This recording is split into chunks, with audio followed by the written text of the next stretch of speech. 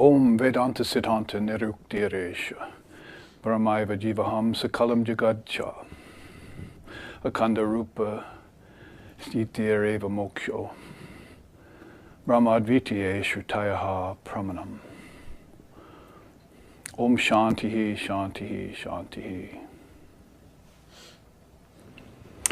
It is the apt and final conclusion of the Vedanta that all is Brahman.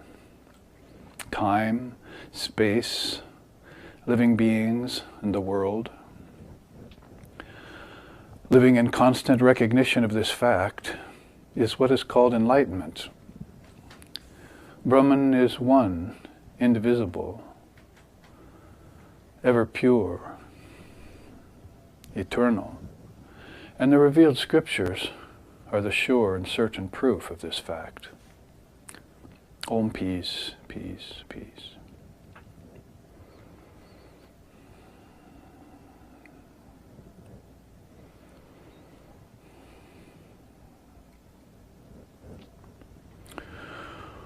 Om Nicho Nichanam Chetanas Chetananam Eko Bahunam Yo Vidadati Kaman Tanmatmastam Yen Upashanti Diraha Tesham Shanti Shashvati Netaresham. Om Shantihi Shantihi Shantihi.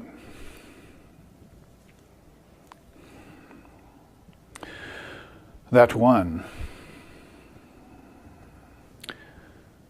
the eternal among non-eternal things,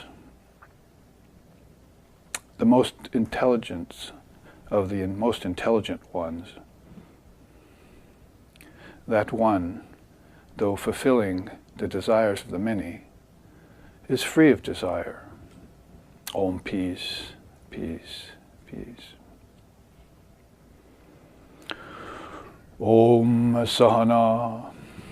Om Sahana Vavatu Sahana Bhunaktu Saha Viryam Karva Vahai Tejasvi Navaditamastu Ma Vidveshavahai. Om Shanti Shanti Shanti. May Brahman, the reality, protect us. May Brahman sustain us. May Brahman illumine our thinking consciousness. May we not find fault with each other, with the world, or with the studies, and may what we study be a source of inspiration to us eternally. Om peace, peace, peace. May peace be unto us, and may peace be unto all. Om Hari Om.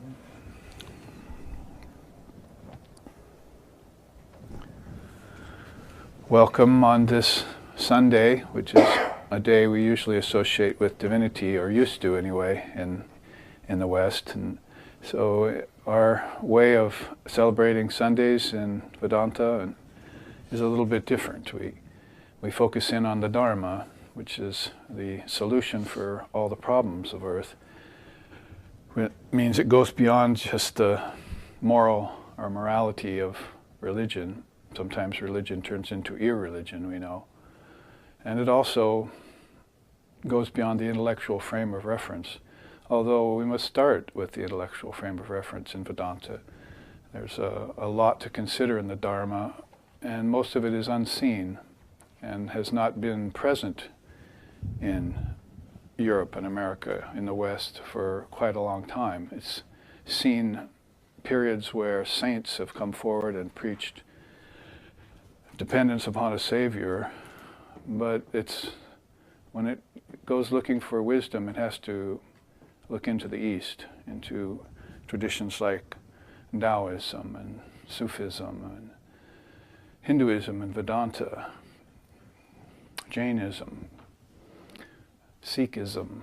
These are traditions that have concentrated more on the knowledge side of reality. And they also know that there's a higher knowledge than just secular knowledge. One's called aparavidya and the other's called paravidya. So when you lift your mind beyond the intellectual frame of reference into what we call paravidya, Vid is actually the same word that starts out the word Vedanta. It means this specialized knowledge. And yesterday at class on Saturday, I called it finding the relationship between the apparently individualized soul and the Supreme Soul, because Vedanta wants you to remove lines of demarcation and distinctions and differences and apparencies and false superimpositions. That's a word in Sanskrit we know called vivarta. And vivarta, another word is adhyasa, or as you see there, adhyasa astitva. India has been in knowledge, higher knowledge of these things for quite a long time, and has therefore produced not just one savior, but hundreds and hundreds of them. And not just one holy book, but thousands. And not just one religious sect, but dozens and dozens. And they're all concentrating on those chambers in the Father's mansion. If you want to connect it back to the Christianity you've been raised in, if you haven't been made averse to it because of the fall of religion that happens to every religion, Krishna says in the Gita, this is what on the wall here, it says, from age to age I embody myself forth to destroy the old Dharma and to resurrect the new Dharma.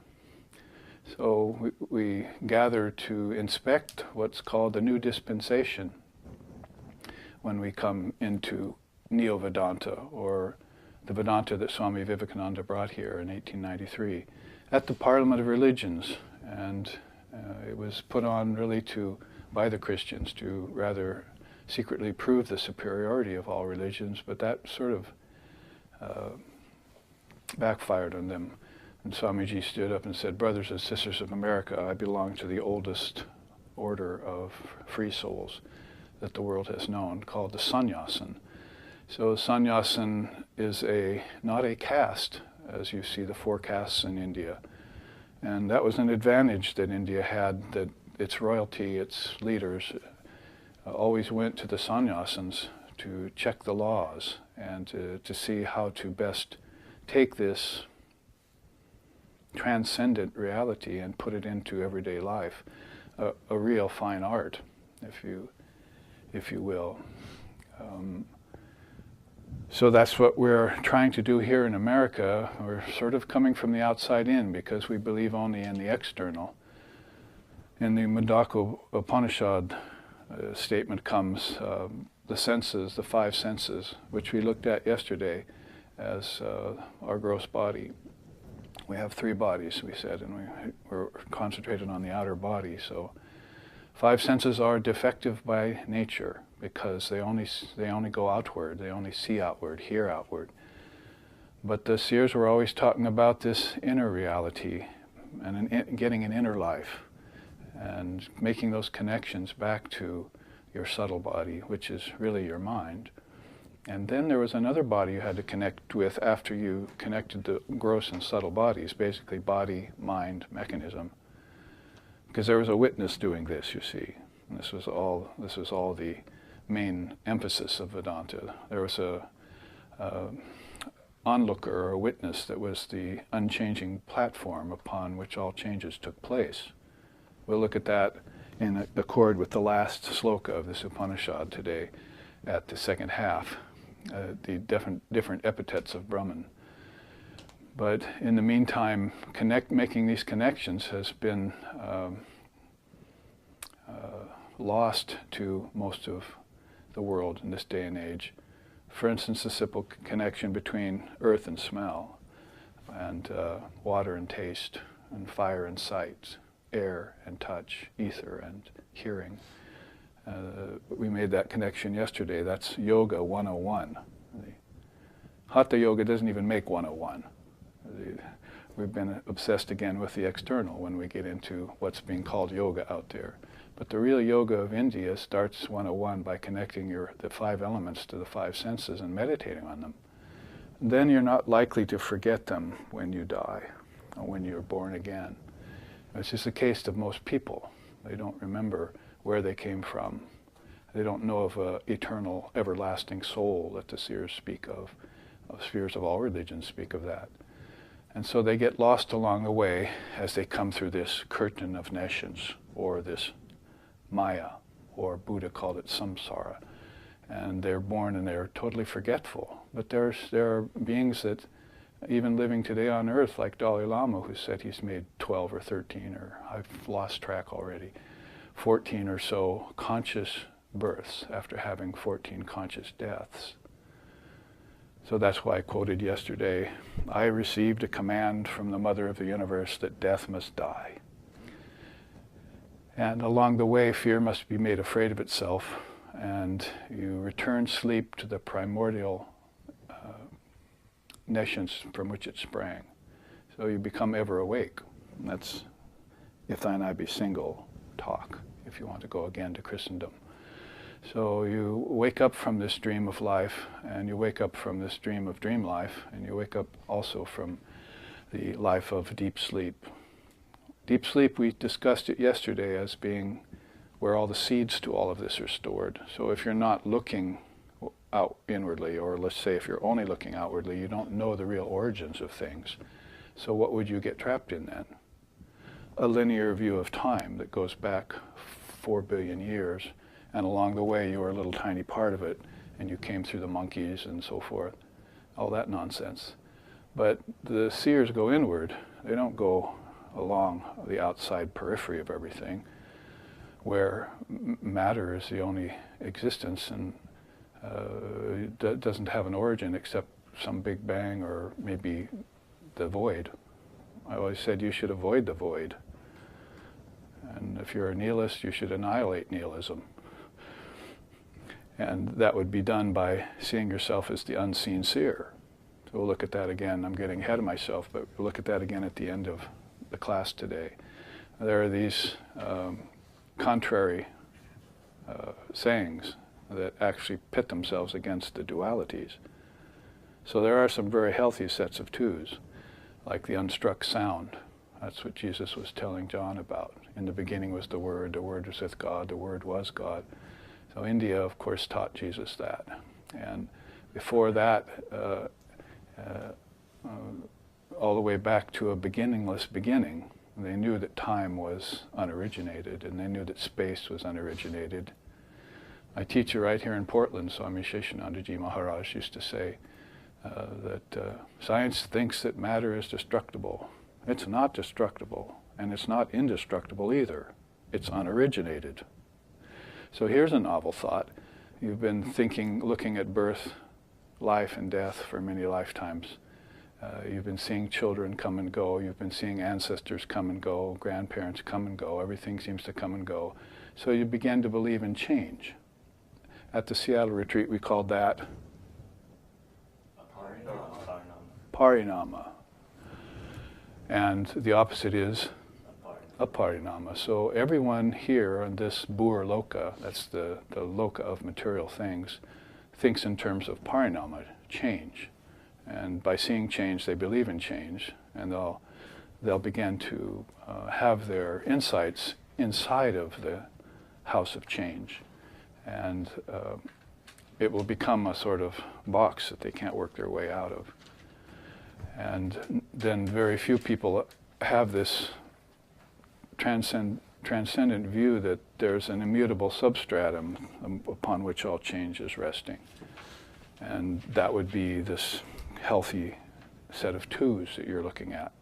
You could translate it into form and formlessness, for instance, like Lord Buddha did. Or you could say bondage and liberation, because that's a good one to ponder. The soul was never bound. It's always free, but somehow you've become convinced that it's bound. So all of this, of course, is a false superimposition over the eternal Brahman. And that's where we find ourselves today at the end of the Adhyatma Upanishad. When we looked at, for some years now, we've taken this up and worked through this Upanishad of 64 verses. Apantaratamas got this science imparted to him. So that last sloka says, to Apantaratamas was this science imparted. He imparted it to Brahma, who passed it on to Gaurangaras, The latter gave it to Raikva, and Raikva transmitted it to Ram. Ram, all compassionate, imparted it to all beings. This is the injunction with regard to nirvana, which you can see that the word nirvana was there long before Lord Buddha took form. And this is the injunction of the Vedas, they repeat. This is the secret teaching. So, okay, now we finished the Upanishad. Class dismissed. I hope you understood everything. See you in May. So now, if I do get long-winded and go in different directions for these penultimate slokas, we'll say, well, we did finish it, didn't we? I read the last sloka. So I do want to go back and look at false superimposition. So if you'll take a look in your copies there,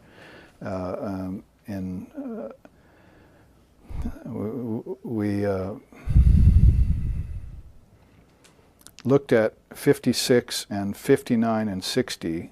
So I'm bouncing around a little bit here at the end in order to explain, because in just a very few words there are so many Vedantic doctrines here that we can unwrap. So, but 58 says, it comes more to the point. It says, how can superimposition be real? How can the unreal be born? How can the unborn perish? How can the unreal be the agent of past actions? So there is this knowledge in Vedanta and in India from time out of mind that when you see form, it's a false superimposition over Brahman. That's this whole thing here.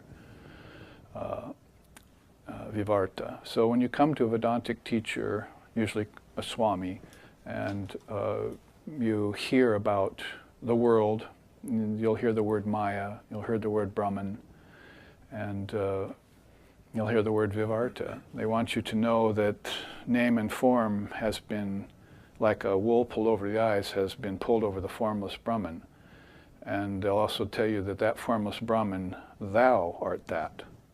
It's one of the great sayings, Tattvamasi, that thou art. That, meaning a capital T, means that Brahman, you are. So when I say the apparently individualized soul must realize its identity with the Supreme Soul, notice how carefully we must put that in English in order to be true to the original Sanskrit. The apparently individualized soul. So we've all taken bodies. We looked at that yesterday. Even if you're looking only at the physical level, we have 5 elements: earth, air, fire, water, and ether. We have 5 senses that connect to them. That is tasting, touching, hearing, seeing, and smelling. And you should connect those to each other, and that's a pathway inwards. You've now come to know your outer body. So Maya then causes minds that do not have that inward tendency to start studying the 5 elements and to start studying the 5 senses and to scrutinize the world of objects. And as it scrutinizes the worlds of objects, it forgets about the witness that's looking on. It becomes involved with objects. So then you have the father of yoga coming 140 AD, 140 years after Jesus, and saying, the problem of today is that the seer has become identified with the seen. So now we must reverse that. So one example of that today would be sitting in front of a TV all day, watching movies. So basically, you're the seer and you've become identified with the seen. The TV has got you, see, and it takes all your attention, and that's your life. So for some people, that actually turns into their life. Makes them complacent and lazy, and that's not the worst of it. The worst of it is then they can't realize their diamond nature, to borrow a phrase from the Buddhists, their diamond nature. So there's a beautiful Zen koan we were reminded of at the Seattle retreat. Woodcutters suddenly realize he's a diamond cutter. So you're supposed to hear that from the Roshi in Zen, and then go and meditate on that and come back later and try and tell him what you think it means. So the woodcutter was just this ordinary person, you see, just cutting wood for his living and so forth. All of a sudden, in the midst of axe stroke, he realizes, I'm a diamond cutter. You know, I'm actually polishing my Atman, my ever pure self here on earth. I took a body in order to polish my divine nature. That divine nature never comes and it never goes. It's never born and it never dies. And so what I've come here to do is realize it amidst the worst of circumstances. What is the worst of circumstances? Birth, growth, disease, old age, decay, and death, lust, greed, anger, greed, envy, pride, delusion, shame, grief, pride of caste, pride of lineage. You can go on listing them all the time. Fear of death is one of them. Why should you fear death when your soul is eternal? Attachment to the body is one of them. Why should you fear get attached to the body when you've got a subtle body and a causal body waiting for exploration inside of you? So you've got three bodies. You've got all this kingdom of heaven within to explore. And you can do it staying in one place. Like I will sit here today for 3 hours not moving, speaking from that source. And so I've run a channel inside, like my teachers did. I saw them do it, I did it. That wasn't accomplished by watching a TV. You must not have television, my teacher said, you must have God vision. So you turn off the TV and you turn off the outer senses with it. And then all of a sudden you discover your mind. Your mind is the kingdom of heaven within you. Where else would the kingdom of heaven be? It's certainly not up. That's superstition. And it's certainly not in your body, because that's blood, marrow, phlegm, pus, so forth. So you can't call those the kingdom of heaven within. So if it's within, then I should go into the producer of everything external, which is my mind. My mind has produced all this. And as I do that, I find out that God is not a creator. So I give up thinking about God as a creator. I think of the mind as the creator. And as soon as I think of the mind as creator, I take responsibility for my own birth and my own liberation and my own bondage. And I quit blaming God for all of these things. Because if you have God on one side and devil on the other, neither of them really exist except in your mind. So you come to know the great self. In the meantime, you find out that all the gods and all the demons and all the worlds and all the beings and your ancestors and everything exists inside the mind. And so that's a vast place you're talking about, kingdom of heaven within. And in meditation, you must explore it, but you can't explore it because you haven't opened channels to it. Or let's say the channels that were open closed on you, like an overgrown trail in the woods and you can't get home. So this is why science will give you only so much wisdom, that is aparavid, the lower knowledge. But to get paravid, the higher knowledge, you're going to have to open these channels. If your science tells you that all objects are just particles changing at a billionth of a second, you must respond to that and say, empty, illusion, false superimposition, everything looks solid, and it's not, is it? When you look into the nature of objects. So then that means you should what? Renounce it because it's empty. It's not only empty of solidity and substance, it's empty of satisfaction, fulfillment. So you must give them up. I said yesterday, Tantra said, all of these things that you see, you must renounce them. They call them nivritti. They must be renounced. Everything that vibrates, vritti, must be renounced. So then you can get beyond vibration. So what's the last vibrator? The mind, intellect, yeah.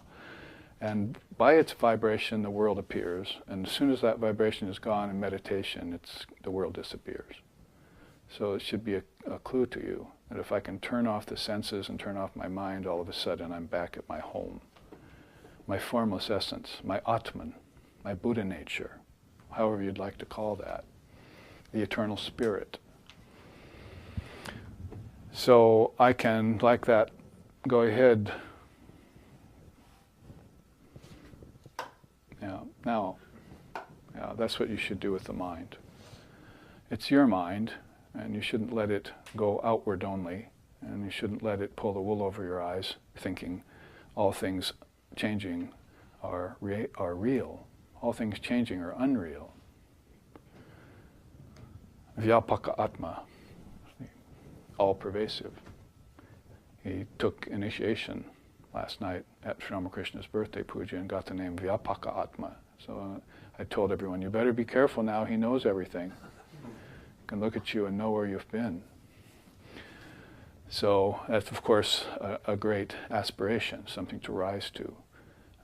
But the soul is that. Vyapaka Atma is the name. So Atman, your Atman, is all-pervasive. And it sees and sees beyond sight. And that's called Gyanachakshu, the third eye. It hears beyond hearing. That's called Shabda Brahman, the sound of Om, or the word. And it feels beyond feeling and beyond emotion. So, transcending these lower bodies, then we went to the higher body. So this sloka, we find out everything I'm saying really falls under that category of vivarta, or false superimposition. So there's a story in Sri Ramakrishna's life.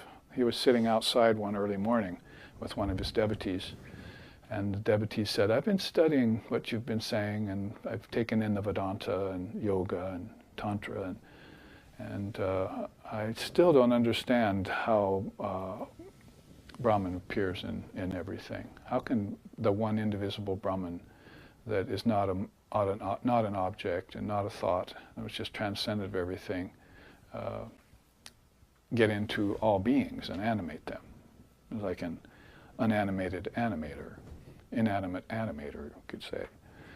So Sri Ramakrishna looked around and he saw the sun shining on all the morning dew, and he said, well, just like the sunlight appears in each of those dewdrops, Brahman appears in all beings. So I went and looked for some images of dewdrops and assigned them to the various 24 cosmic principles of Samkhya. And so we could see how that one sunlight exists in those, but it's a false superimposition. Why? Because the dewdrops don't last more than a few hours under the morning sun. In the same way, your bodies won't last more than 80, 90 years, and would last a lot shorter duration if you realized Brahman right now and gave it up. Sri Ramakrishna used to say, when he had his samadhi, it's a very high state of consciousness and very intense. He said that was like an elephant getting in a hut. If an elephant gets in a village hut, the hut's not going to last very long. It's going to be shaken down to its very foundation. So he said, that's what my body will only live, a few more years. He knew that. Shankara passed away at 32, Vivekananda at 39, Ramakrishna at 50.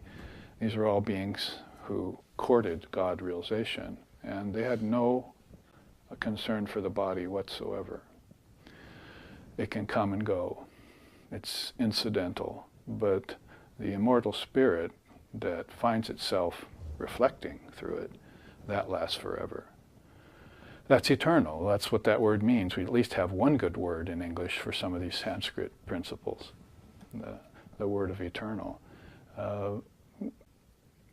So that's why I chanted this morning, Nityo Nityanam Chetanas Chetananam. Nityo means eternal, Nityanam means Anitya means non-eternal. So Brahman is the eternal among non-eternal things. So you can find that out through many pathways. And like I said, Christian is sort of a faith-based tradition, Christianity. So you would say you should love the Lord thy God with all thy heart, all thy soul, all thy mind, and your neighbor as yourself, if you can manage that today. So that's a faith-based tradition. You're going through the path of what India calls bhakti, or love, or devotion. And Swami Vivekananda has called that the slow boat to China. You see, it is, or to India in this case. So you're having this scenic route, you see. You get to dance and sing, and you get to love the Lord and shed tears, and you get to become enamored with God with form, which is actually a good thing for intellectuals, if they can see God with form. But the one lifetime, you might call it the spiritual quick fix we're all looking for. As they say, we're always looking for the quick fix in everything we do in the West, money and so forth. And so that would be Jnana Yoga, these teachings of the Dharma. In one lifetime you could clear the field, the confused field. Karmashaya, Father of Yoga called that the mind. Is where karmas are formed, and then they work their way out to the body in disease, and they work their way out to the field of work and all that through action and reaction, cause and effect, or karma. So knowing that, then you're very careful with your thoughts and you're very careful with your deeds, and you tend to more and more to dwell inside. The senses are outgoing, you turn them inside. Doesn't mean you totally abandon everything. I've given these teachings to householders, and the next day husband or wife has come up to me and said, I think I'm going to quit my family and just go away with you. I said, no, that's not what I meant. If you start something, you should finish it. Sri Ramakrishna said the same thing. And people wanted to renounce the world when they heard these teachings because it's the ring of truth.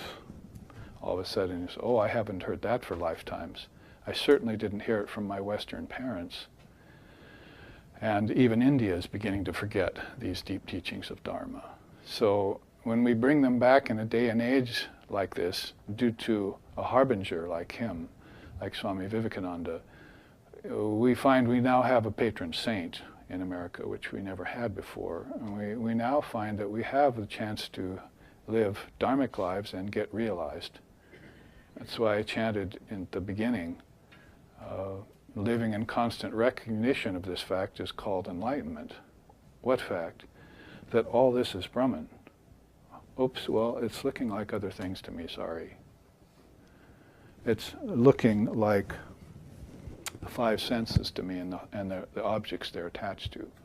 And even very intellectual people, scientists and physicists and so forth, are thinking that that's real. That's the only reality is matter, in other words. And so they're cutting off all this possibility, including nadis or nerve passageways that are subtle in dream tonight, back into the kingdom of heaven. So when you have Vyavarta pulling the wool over the eyes of even intellectual people, then you know it's the Kali Yuga. It's called the age of darkness. That everyone is so far away from knowing their birthless, deathless nature that they've actually begun to believe the lies of religion, the lies of science, the lies of aparavidya, or, if you want to be kind, the mixed truths that are the worst of the whole lot. Outright lie most people can detect. Mixed truth is very difficult. That's why we looked at this yesterday. Basically, this black and white karma. This is where we ended the class. We know pretty much the difference between white karma, that's goodness and virtue and righteousness and so forth. And we know pretty much what black karma is all about, because we see that in dictators and warmongers and so forth of the day that are all around us. And we know those two, but these two, colorless karma, we need to consider, and then we need to be careful of the black and white karma, because that admixture of things in our mind is confusing us. For instance, the example I used yesterday was bad people are having good things happen to them, and good people are having bad things happen to them. So that's a confusing thing, especially if you put it in terms of the all-merciful God. It'd be better to X the all-merciful God out of the equation and not wait for 2,000 years for him to come back, and start taking things on your own auspice and clearing the field of your own mind. Because the Indian seers left behind many, many practices and paths for you to follow. There are four basic ones. You can go by the way of contemplation, that's meditation. You can go by the way of action, which is the opposite of contemplation. So here's a dichotomy. You see action and inaction, and action in action, Sri Krishna says in the Gita. If you can put those two together, then God exists when you open your eyes and God exists when you close your eyes. And everything becomes Brahman to you eventually. So those two paths are open to, and most people are taking the path of action. But they're not taking the path of unmotivated, selfless action. That's the rub with the path of karma, is that you're doing everything for yourself and not for others. The yogi likes to give away things, never to accumulate. But most people are the opposite. They want to accumulate and scarcely will give anything. So those two paths have to be examined. And the other two paths are Jnanam. I was talking about these teachings can cut through to the quick, right through Maya, and put you on even keel in one lifetime. And you're back to yourself again. Or Bhakti, devotion. You can love the Lord, and hopefully your love will become so sincere, so intense, and so unconditional. See, that's the only word in English we have to describe Sri Ramakrishna's love when we experienced it. Unconditional love. Swamiji said, my parents loved me, it's true, but they didn't love me anywhere near the way that Brahmin priest loved me. He meant Sri Ramakrishna Paramahamsa. Because your parents have motivated karma, right? They had you for a reason. In other words, you're caught by your ancestors and you can't get free. So you've got rebel souls in India, like Lord Buddha. Buddha's rebel child. I used to hear that lecture from one of the Swamis like once a year. India's rebel child, Lord Buddha. And so he was there to get you past the ancestor loop and out to freedom again. In other words, out of the problem of rebirth again and again in ignorance. If you want to take births and bodies and knowledge, then they say fine, more power to you.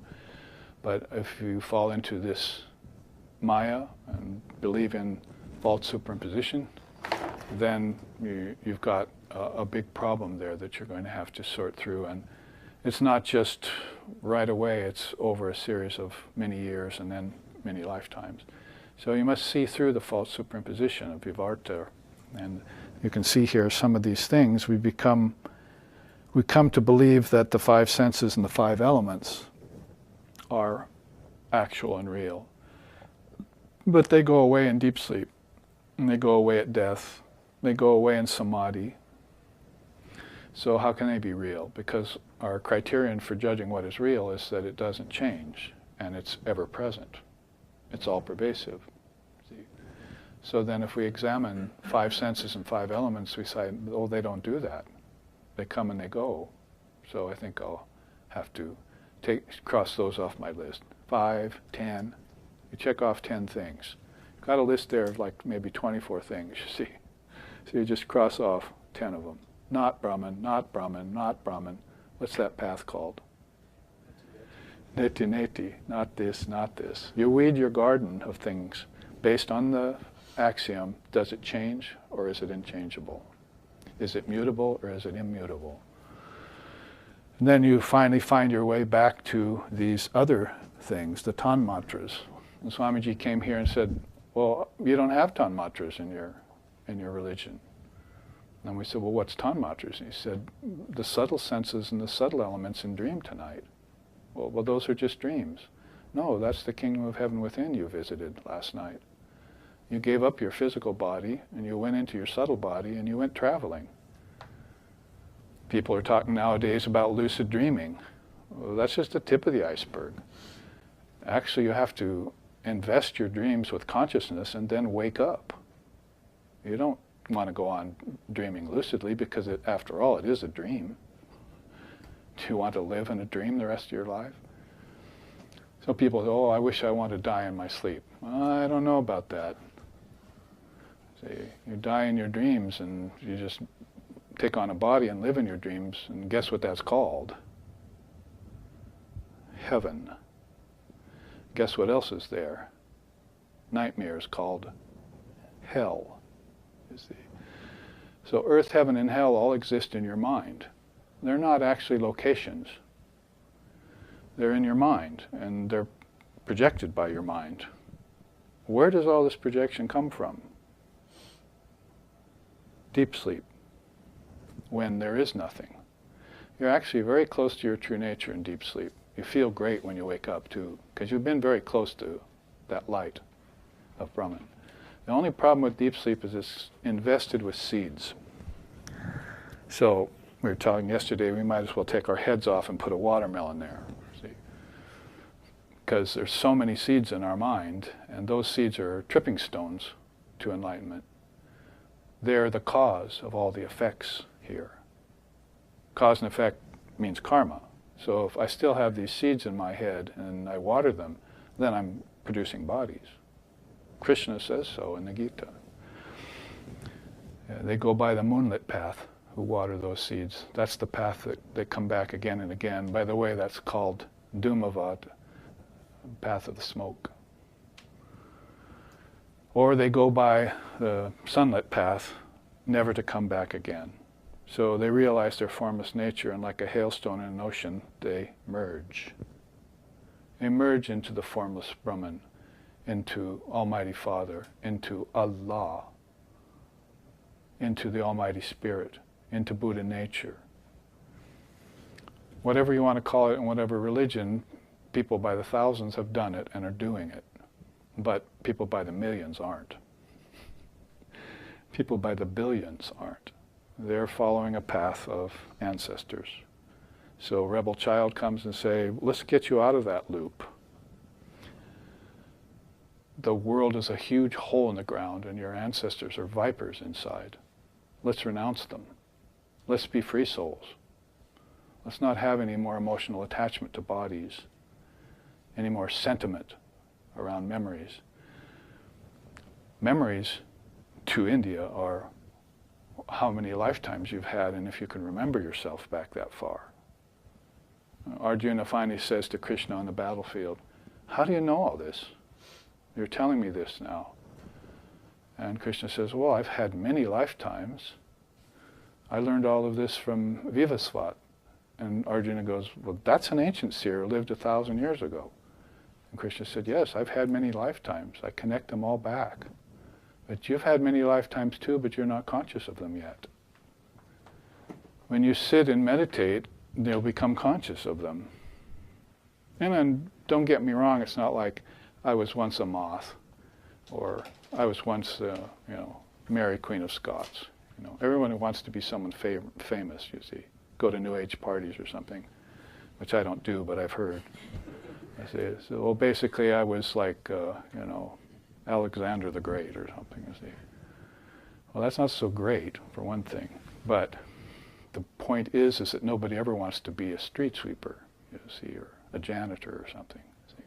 Nobody comes up to your party and says, last lifetime I was just cleaning the gutters of the untouchables in India. Well, that could have been Gandhi, of course, so. But it's not the lifetime like that. When you remember your past lifetimes, you remember your Atman. Because lifetimes are all false superimpositions over Brahman. When you take a form, you've separated yourself from reality. And now you're in what's called relativity. Yes, those two. But let's be fair. If science talks about relativity all the time, then isn't there a reality behind relativity? Doesn't every principle have to have its opposite? So if there's form, there has to be formlessness. If there's relativity, there has to be reality. Let's be fair if you're a scientist. So then it's just a matter of finding that reality, and you'll come to find out it's you. You're that. Tantra says, you're the darling of your own meditation. You'll find that out when you merge with your Ishtam. You're meditating on Jesus all this time. You get to the Father through the Son, so you meditate on Him and you become Him. There was no difference between the two of you ever. The difference was dreamed. The difference was a false superimposition. You took on a mindset that wasn't universal, And so you caused a difference between creature and creator, between God and mankind. There is no difference between God and mankind. They're one and the same. So you have to remove the line of demarcation between spirit and matter. There's one thing here. So, some philosophies in India will pose that this is all Maya and you have to transform it into Brahman. Others will say this is all Brahman and Maya came along and veiled it from you. See, talking pretty much about Vedanta and Tantra there. Yoga would say, this is all Brahman, but you're going to have to practice in order to realize it's Brahman. So you work practice into it. So whatever window you're looking out of God's mansion from, you're looking into the sky of infinite awareness. And you're soon about to leave the house of cards that Maya built, and it'll come tumbling down around your ears otherwise, and cause you suffering. See? You, the ever blissful soul, suffering. How's that possible? You, the ever-inspired, non-dual Brahman, suffering depression? How is that possible? You, the all-pure, all-true, the very essence of perfect health, taking a pill to get healthy? How is that possible? So here is the essence of Advaita Vedanta. This is the best of India, my teacher would say. This non-duality that we're all courting in one way or another. So as you court it via Advaita Vedanta, then they make you aware that all of this is a false superimposition over Brahman. This is all Brahman, but Maya has come along and pulled the wool over your eyes. Now your sun is your sun instead of Brahman. Money is real instead of the goddess of wealth. See? So everything you're pulling wool, the wool's been pulled over your eyes, now you're pulling it over everything else. Used to say, people call each other up and say, I'm having a good time in Maya here. I'm having Maya for dinner. See? Would you want to come bring some of your Maya over and we'll have dinner together? See? And so I said Friday night on satsang here was that why don't we all get together and talk about truth? If we can do that just 1 hour a day, if we just sit like this together, it doesn't matter if it's Guru and disciple or Jesus and his apostles, just get together and talk the truth. That's all we really need to remember our true nature. If we don't do that, well, it's back to what the father of yoga said in 140 AD. What makes you forget your past lifetimes? Commerce. The word for that is the parigraha. You're trying to gather things. You're looking for wealth. You're looking for objects. That makes you forget the objectless, wealthless true nature.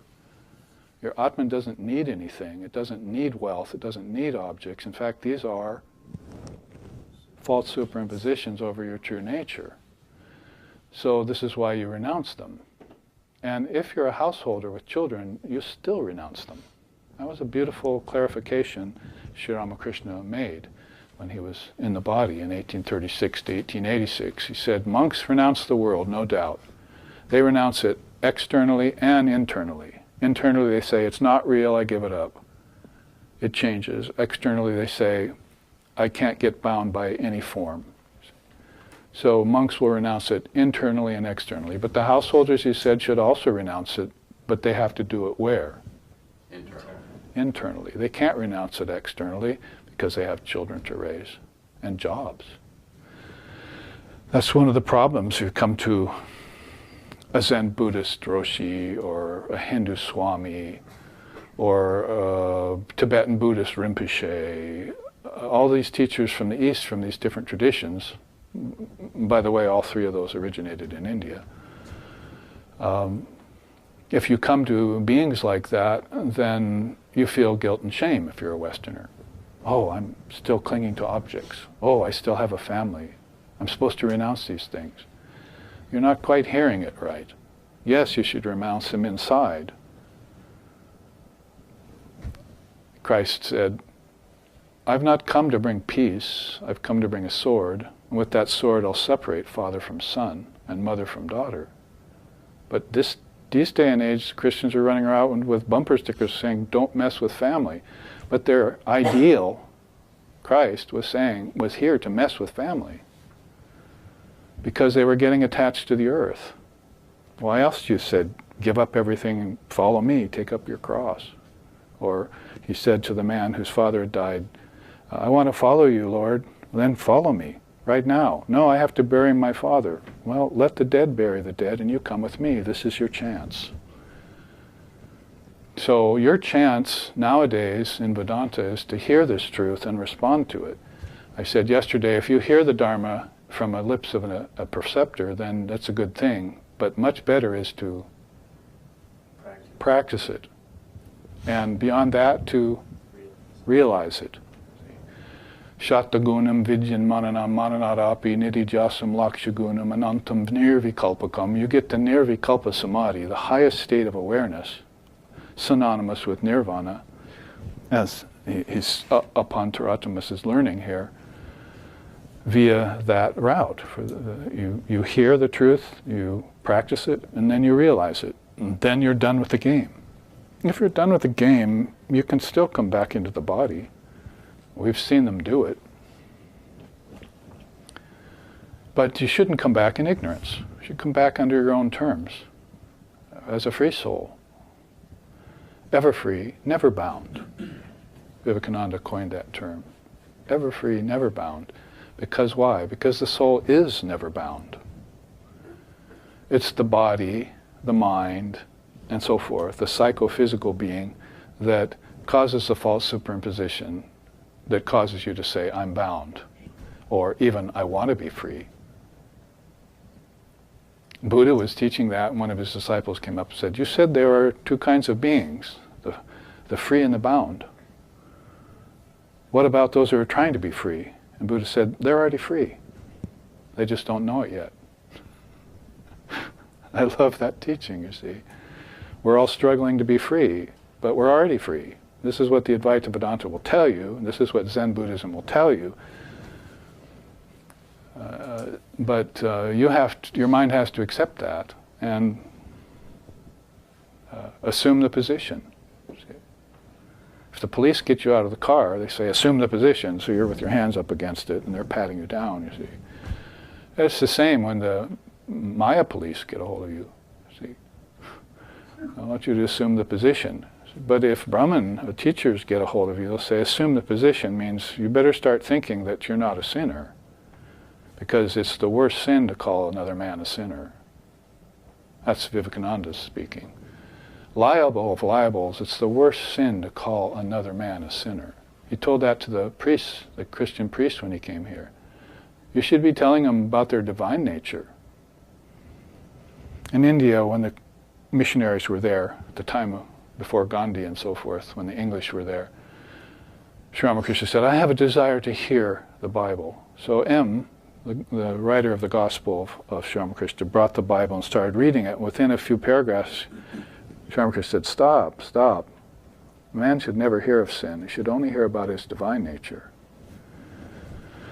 So, of course, the Bible wasn't really Christ's real teachings. He wasn't talking about sin. So, if your religion has fallen so far that it's trying to make money off you, and it's trying to attach you to heaven, pleasure-seeking with your ancestors, then it's not a real religion anymore.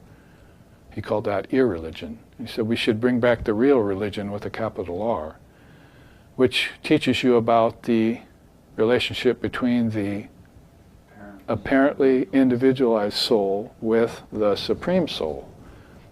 In other words, I and my Father are one. That thou art. And your body is a false superimposition. And your mind, as long as it's impure, is a false superimposition. And your intellect, as long as it's not wide enough to accept every religion in the world as the one religion, is under the problem of false superimposition. There is no foreign religion. all religions indigenous to your soul. So you better start thinking that way when you meet the Muslims, because they're coming, they're here. And you better make bridges over your religion to theirs and stop causing wars. There were popes in the past that put on armor and went to kill the infidels in their country. Does that sound like religion to you? India is always teaching nonviolence.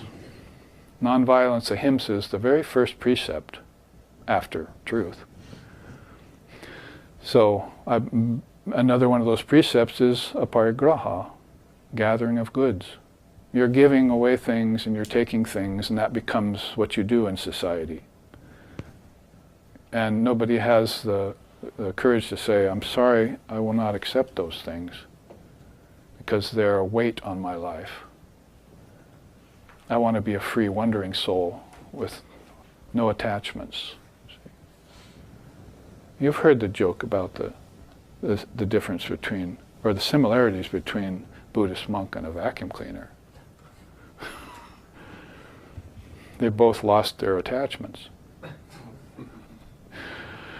So we need to take that funny saying and actually think a little seriously about it, you see, because my lack of freedom is because I've got all this bondage. How you know how free you feel when you do spring cleaning, which is probably due pretty soon as it stops snowing. How free you feel when you clean out all the cobwebs of your attic, plus the things that the cobwebs are cleaning to. Well, the mind is sort of like an attic. And you're storing things there all the time. It's called karma. And then your actions are the cobwebs that cling to them.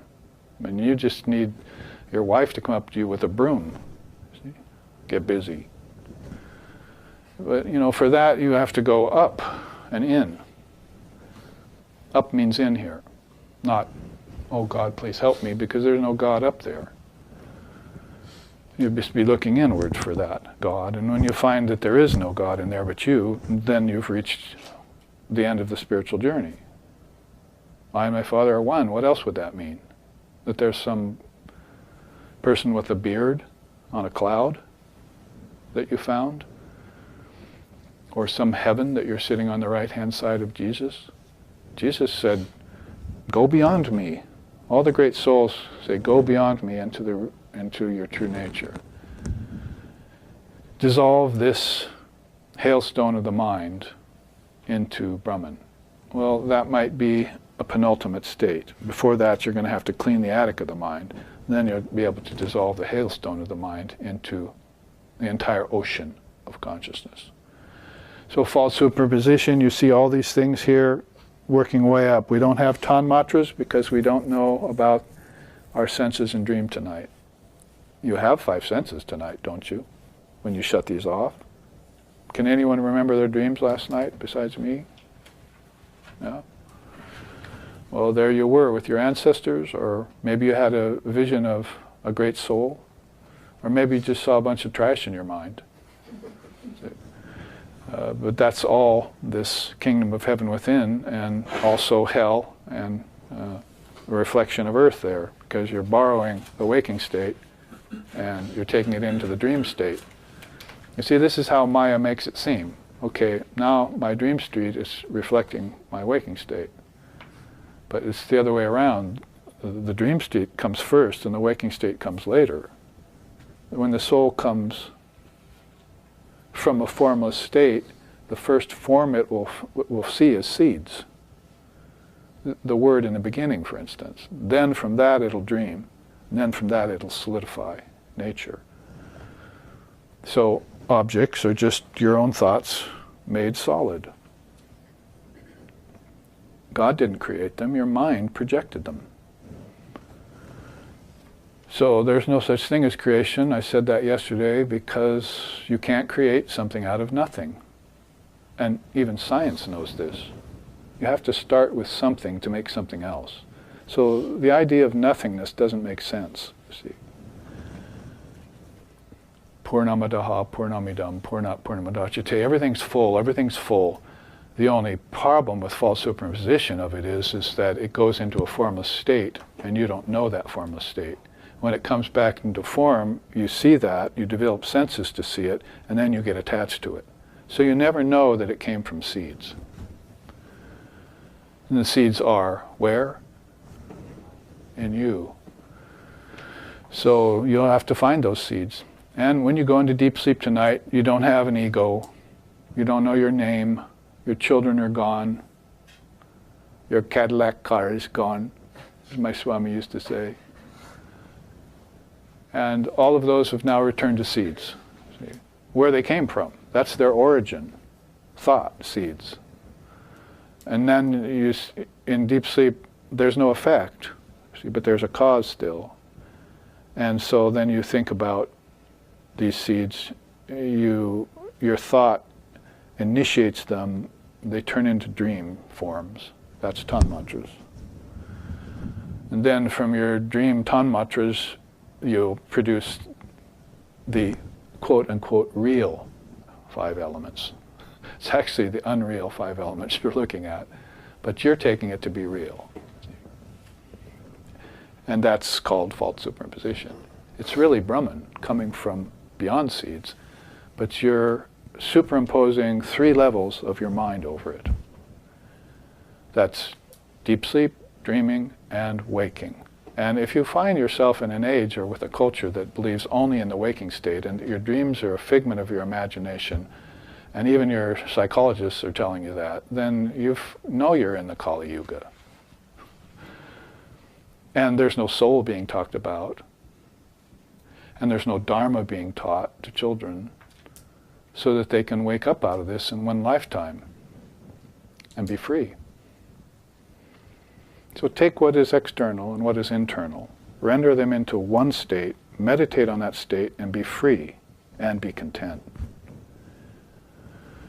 Is how Shankara puts it in 750 AD.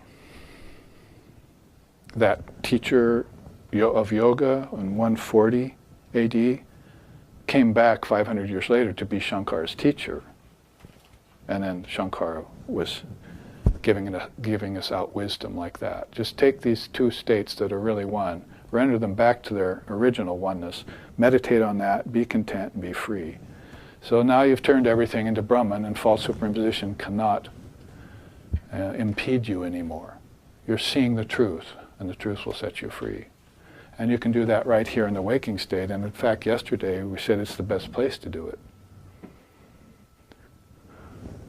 Your karmas via action have been created here. So you can't go into a dream state tonight and get rid of them. You have to do them here. Somebody was writing me and say, how do I make my dreams lucid? I said, by making your waking state lucid. What do you think? You can be a doofus out here and then go into your dreams and be the king of the land? You have to, carpenter one day, on a throne the next. See, on the throne of hearts of millions of people in the next. That was Jesus. So you have to see through false superimposition. That's the whole purpose of this chart. And if we go beyond tanmatras, you'll see the ego there, also a big dewdrop reflecting some light. Then you see all living beings. You see manas. What's manas? The mind, the dual mind. Then those things are on lower branches of the dewdrops on the lower branches of things. But then you're getting to dewdrops that are very substantial, or they seem much more substantial. And that would, of course, be the Mahat, the great mind, God's mind. Just like you are not your mind, God is not its mind either. Notice how I try and skip gender, because it's beyond gender. It's beyond he and she.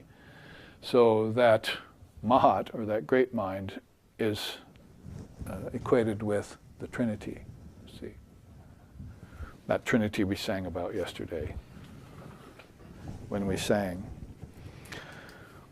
Gurur Brahma Gurur Vishnu Gurur Devo Maheshwaraha Gurur Eva Param Brahma Tasmai Shri Gurave Namaha. Tasmai Shri Gurave Namaha. That Trinity that they sing about in ancient stotrams, that is, these powerful spiritual classical bhajans and songs of India that go back thousands of years. So they knew that there was a Trinity. Brahma was the projector, Vishnu was the sustainer, and Shiva was the destroyer. Most people don't make the acquaintance of Shiva. They have fear. They like creation and they like sustenance, you see. But everything comes to an end, an apparent end, before it cycles again.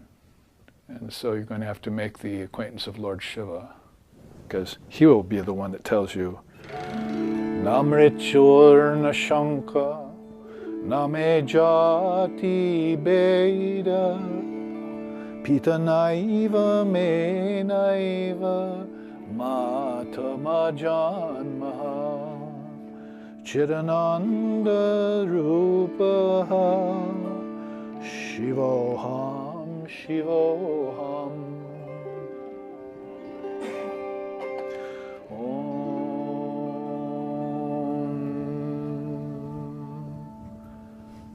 Namrichor nashanka, name jati beda, pita naiva me naiva, mata majanma. I never died because I never had a birth. How can the one who has no birth ever die? I have no father, Pita, I have no mother, Mata, and I have no caste. Who am I then? I am Shiva. I am pure conscious awareness. I am Shiva. I am Shiva. This is called the Nirvana Shatkam in 6 verses. I chanted 2 of them yesterday at class. This one's the one about having no father, having no mother, having no birth, having no death, and that thou art. You are that birthless, deathless soul that somehow through false superimposition has accepted reflections to be real. You got attached to the dewdrops and forgot about the sun that shines in them. So these are all your dewdrops, and they can go very, very deep, like to the Trinity. If you see a form, you must say, I renounce it. It's not real. It changes. And the one underlying Brahman is the only changeless, the only immutable principle. All else are tattvas, changing principles. And that includes even that loving form that you're meditating on. Jesus, Buddha, Krishna, Ramakrishna. Those 2 are dewdrops, huge ones. Those dewdrops last longer. They might last even all the passage of the cycles of time called yugas. People remember Jesus. They might not remember that they were a street sweeper in their last lifetime, and not Alexander the Great. But they'll remember Jesus, and they'll remember Buddha, and they'll remember Krishna. These are eternal souls who have realized that they're eternal. So they'll come back again and again in the collective mind of humanity and the ancestors and the gods and goddesses and the celestials and angels again and again. But there's this one beautiful distinction in Vedanta that also appears in Zen Buddhism and is mentioned in Christendom and Judaism, Muslim religion, is this transcendental reality that's formless. So, as we say, when you see a form, you know the game's afoot. See? As Sherlock said, see? The game's afoot. So you have to be very careful in that game by not taking the unreal to be the real. It's the light shining in everything, including your baby and your grandfather, that's coming and going, that's eternal. And the forms are passing.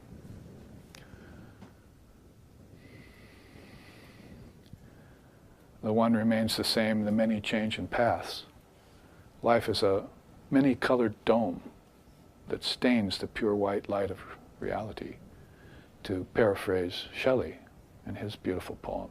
So the mind is a many-colored dome. Outside of it is this light of reality. It hits this many-colored dome and turns into different colors, just like the light of Brahman hits a dewdrop and sparkles there. So to take the real to be the real and escape the unreal being the real, then you practice viveka.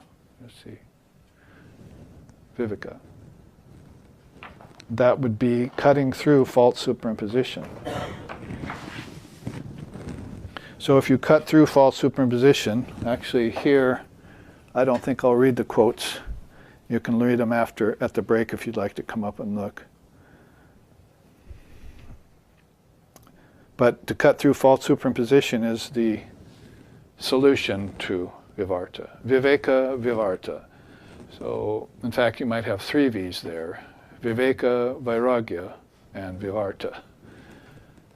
And Vivekananda, if you want, because he took his name after that great principle of discriminating between the real and the unreal. I was going through some shop recently and saw some cards there, and they was talking about, in Portland, we don't practice discrimination. I'll say. What are you laughing at, sir? Oh, nothing. So, discrimination between the races, that's, of course, an unclean thing. It's an aberration of the mind. But the discrimination between the real and the unreal, that's called viveka. So if you have viveka, then you can cut through, like a sword of wisdom will cut through all appearances, and false superimposition will not impede you anymore. That is, you can hold your baby and say, Brahman is there. You can hold your spouse and say, Brahman is there. You can even hold money and say, Brahman is there, because you've removed the line of demarcation, that's causing false superimposition from that. And of course, that's going to apply even more to the householders, the family men and women and so forth. They're going to have this discrimination. So it's more important that they have it than the monks, because why? The monks gave up the world because they already had it. And souls that are born conscious, you see, we're not blaming God, oh, God blessed them, and then God cursed the sinner and so forth.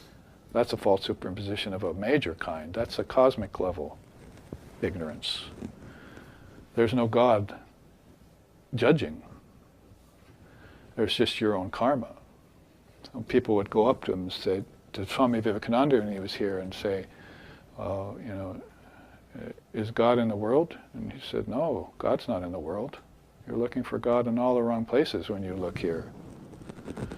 The world is in God. So first you'd think he was an atheist, and that's what you'd accuse Buddha of being. That's what you'd accuse father of yoga, Patanjali, of being, and that's what you'd accuse Kapila, who gave you these cosmic principles, of. They didn't mention God. They didn't say God existed, nor did they say God didn't exist. Eventually it's just that thou art that. So there's no two.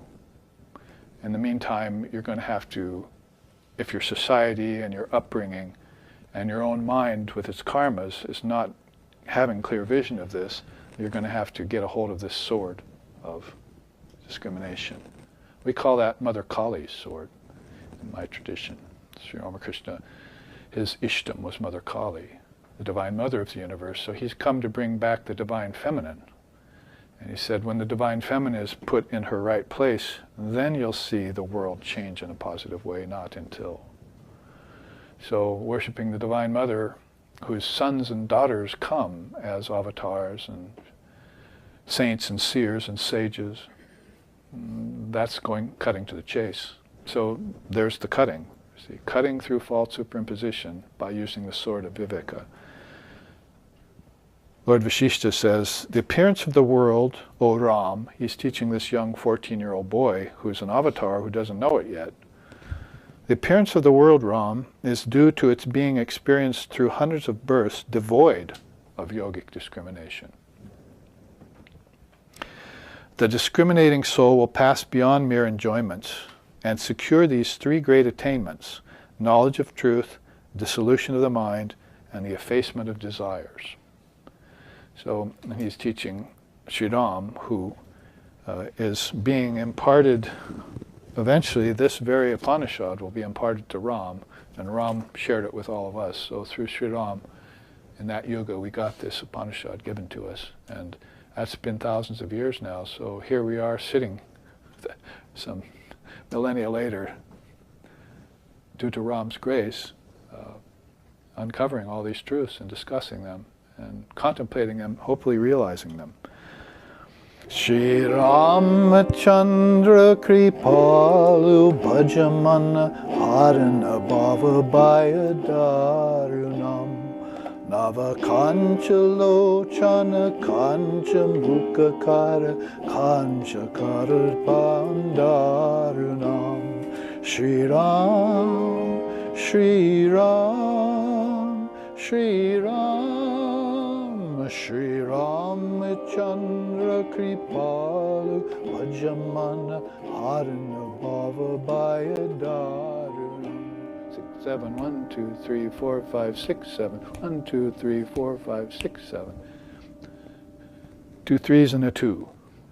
So their songs are all escaping the false superimposition of 4 4.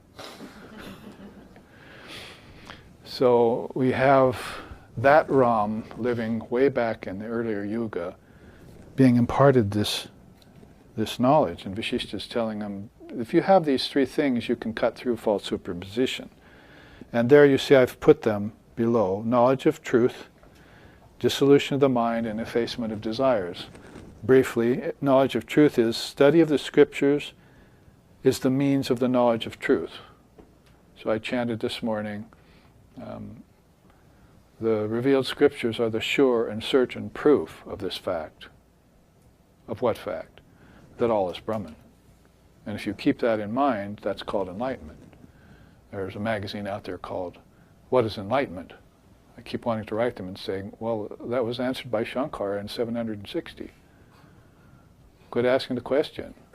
Be the answer. You see. What is enlightenment is being conscious that this is all Brahman and it's being falsely superimposed over by beings, worlds, objects. And then if you remove that line of demarcation, all of a sudden those very things are Brahman. And this is this non-dual state they live in, which is almost impossible to discern. There was a story of a master weaver, and an apprentice walked in off the street. I hear you're the best weaver, I want to apprentice you. So the man looked at him and said, sit down.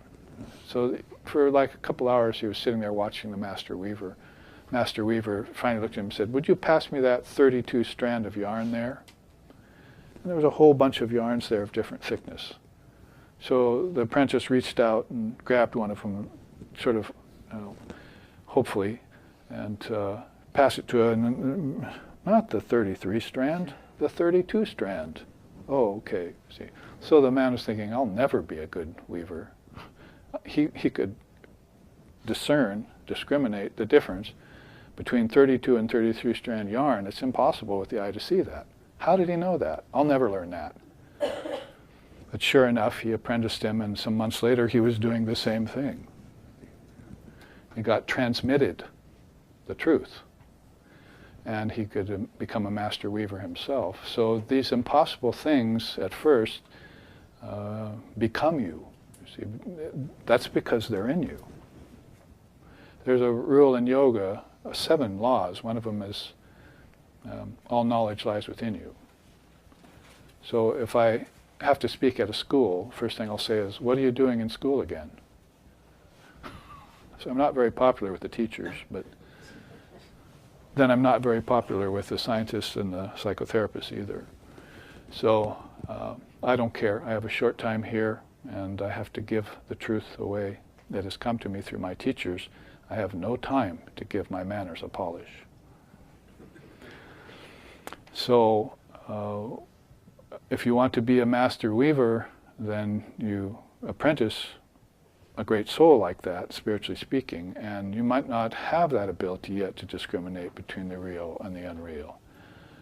But just by being in the presence of that soul, all of a sudden, you have it one day. Your ignorance is gone one day. And it's not a matter of knowing a lot of things, because most of the people I know who know a lot of things are the furthest from enlightenment as they can be. It's usually people who just know a few essential things who are closest to enlightenment. So that's called stripping off the attachments, right? And cleaning the attic of the mind and all that. Then you'll just be left with these few shining jewels that were buried under all the dust and clutter. The false superimposition of it all. And I have, like, computer says to me sometimes at night, I'll leave it in some function, all of a sudden it'll say, "It's not my fault." You see? Scare the bejesus out of me at midnight. Like, see? "It's not my fault," she says on the computer. So I'm saying that here. It's really not your fault. Your parents didn't teach you this Dharma. You never had religion teach it to you. So you've got your own karmas from past lifetimes built on that same religion that's 2,000 years old, that stretches all the way back. Religion itself divided itself. Abraham, Moses, Jesus, and Muhammad. That's the same religion, folks. Those aren't four different religions. It never should have been taken apart. Those four souls are the same soul. Just like all of us here are the same soul. You can't go looking for soulmates because there's only one soul. So give up the sentimental and the emotional and be it. See? Become that. At least becoming is better than not becoming. Being is best of all. Becoming happens to be a transformation, and there is no transformation in Brahman. No change takes place. That's called a parinama, as we just said. So there you see, we must encounter the revealed scriptures. They give you the sure and certain proof of the fact that all is Brahman. Dissolution of the mind, practice of yoga is the means to dissolution of mind. So if your mind is causing you a problem, dissolve it. Stop thinking.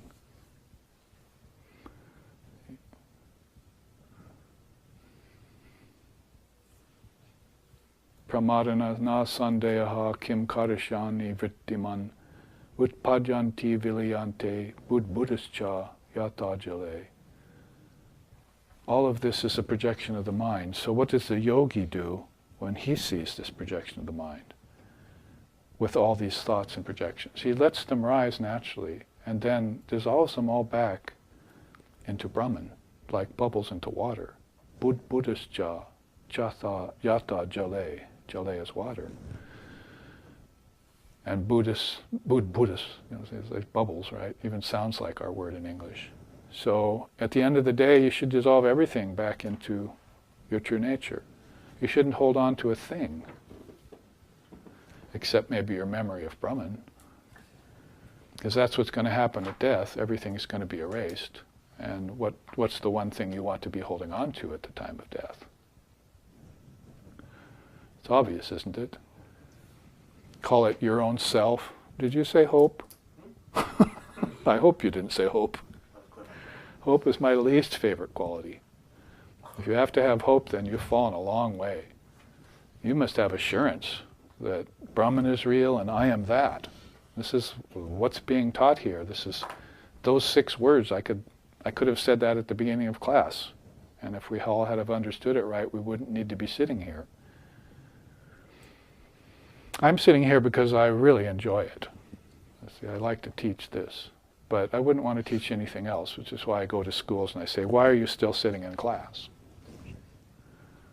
You learned all this in other lifetimes. And in fact, before you took lifetimes, it was the makeup of your soul. See, isn't it ironic? The soul has everything in it, then it projects this world, gets into it, and tries to learn everything again.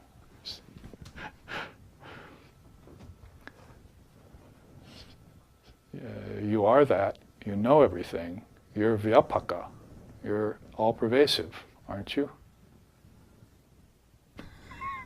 I believe you, yes. We got the name last night. So we were sitting at the table last night having prasad dinner after puja, and we kept saying Vyapaka, Vyapaka. He wasn't looking at us at all. Vyapaka, Vyapaka. We'll have to get used to our new names. These new names we take in Sanskrit are false superimpositions too, of course. All name is. But there are higher names than Dave or Bob or Sally,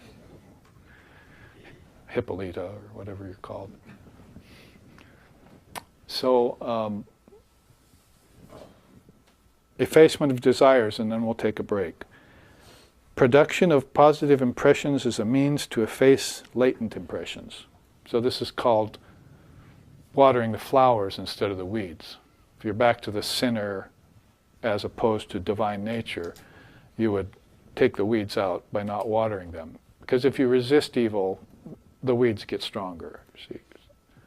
Christ knew this, and so did India when it practiced ahimsa. So you don't resist them. And I know that throws up red flags in our Western psychotherapy atmosphere today, but it's not how they say, the rejection of desires. Repression, thanks you. It's not repression. In our tradition, it's called sublimation. So you take the power of the desire, you take the poison out of it, and you use the power that's in desire to compel you inwards towards the truth. So in that way, when we say water the flowers, not the weeds, then you concentrate on the Dharma teachings, because it's very hard to concentrate on Brahman. This might all be Brahman, but the fact, in case in point, is that we're taking everything to be Brahman except Brahman. That's called false superimposition, and it's become a habit. Habit in our soul, habit in our mind, habit in our cultures, habit in the world today. So we must strip the wrappings off the gift. And we can do that according to Lord Vashishta by these three methods. We'll look at some examples of that after the break. Thank you for your kind attention.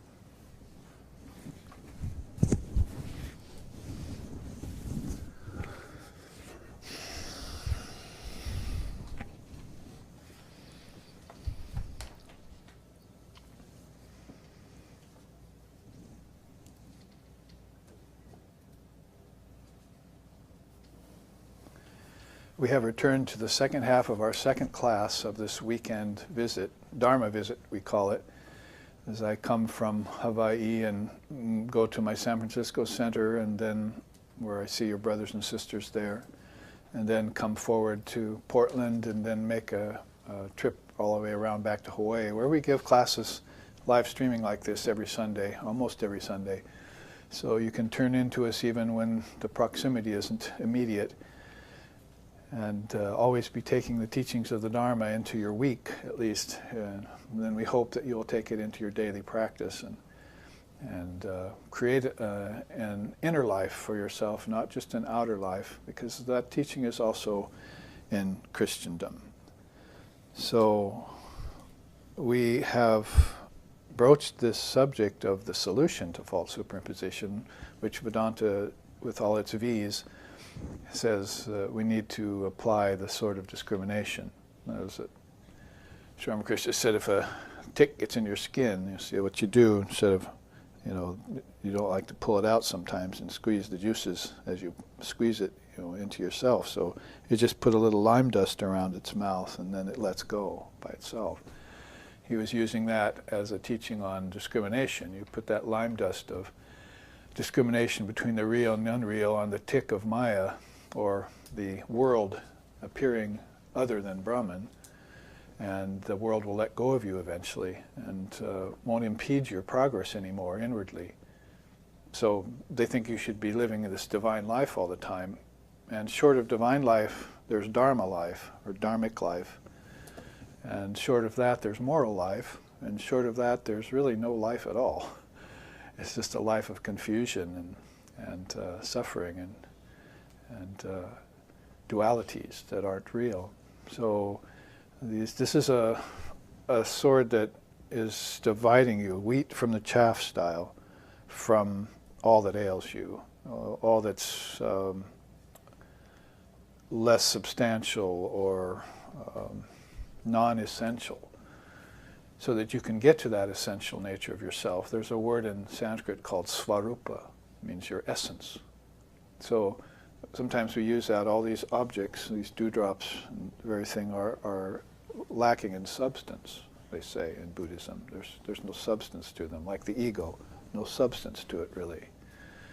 But we would say in Vedanta there is an essence, because Vivekananda said this ego is just the grand ego. This small self is the great self.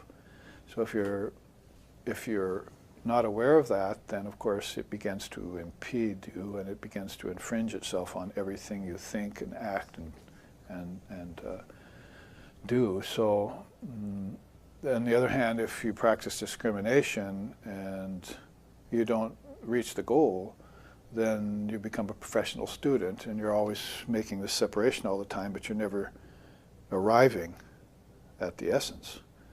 So you can discriminate away the substance or the substanceless, but the essence still remains in either case. That's undeniable. My teacher used to say about this process, you can go on discriminating away this and that, but you can never discriminate away the presence of the one who's doing the discriminating. That's you. That's your true you with a capital Y. So bringing this forward, this Brahman forward in everything, then everything, you realize it is Brahman. And this is how you make that very subtle shift from the unreal to the real. And knowing all the time that no change ever took place. So Sri Ramakrishna's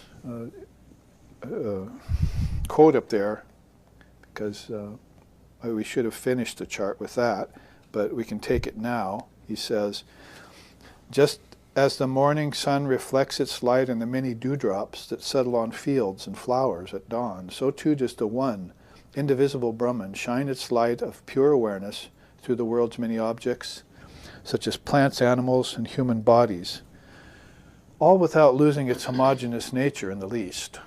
So, the one changeless thing. If you're discriminating away something, then that's change.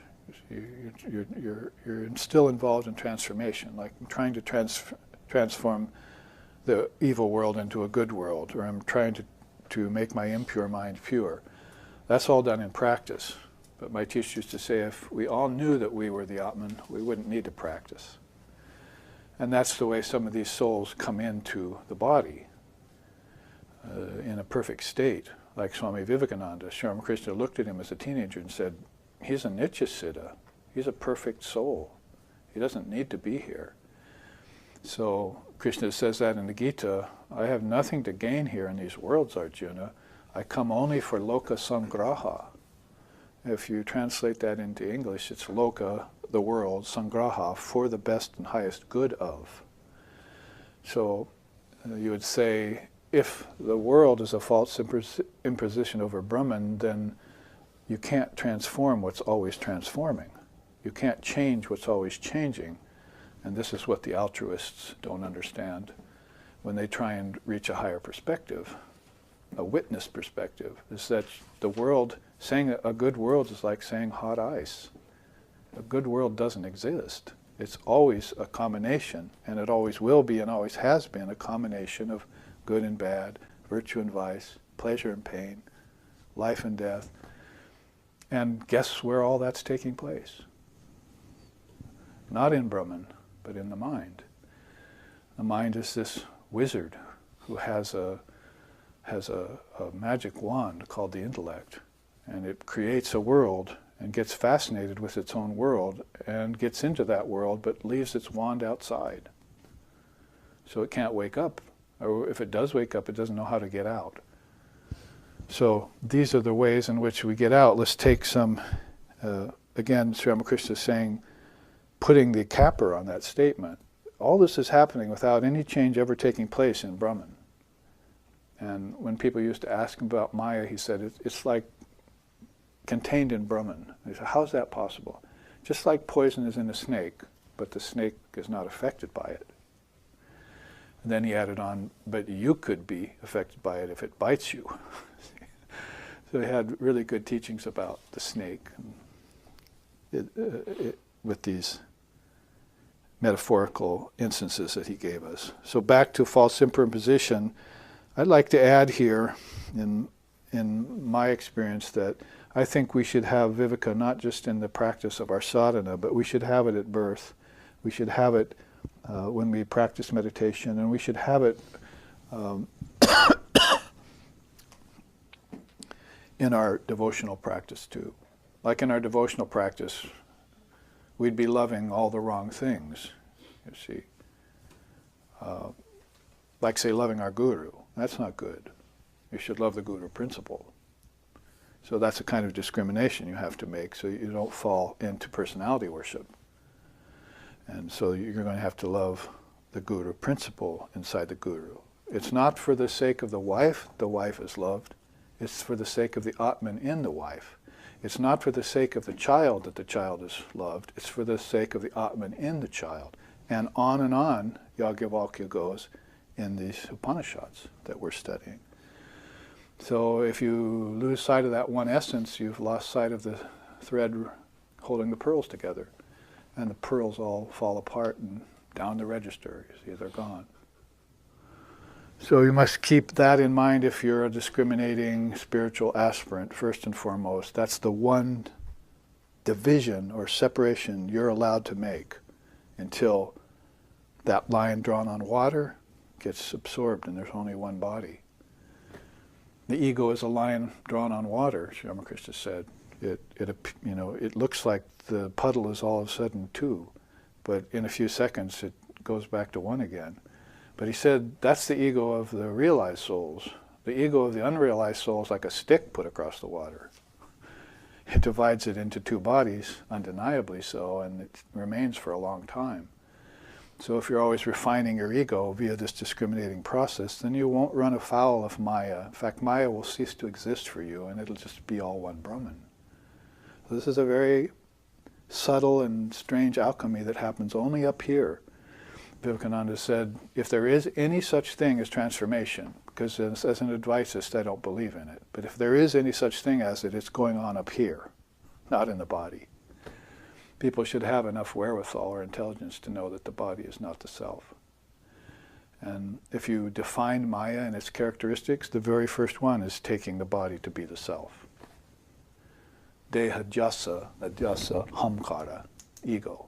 So you take the body-mind-ego complex to be the self, and that's how people are born, that's how they live, that's how they die, and that's how they're reborn.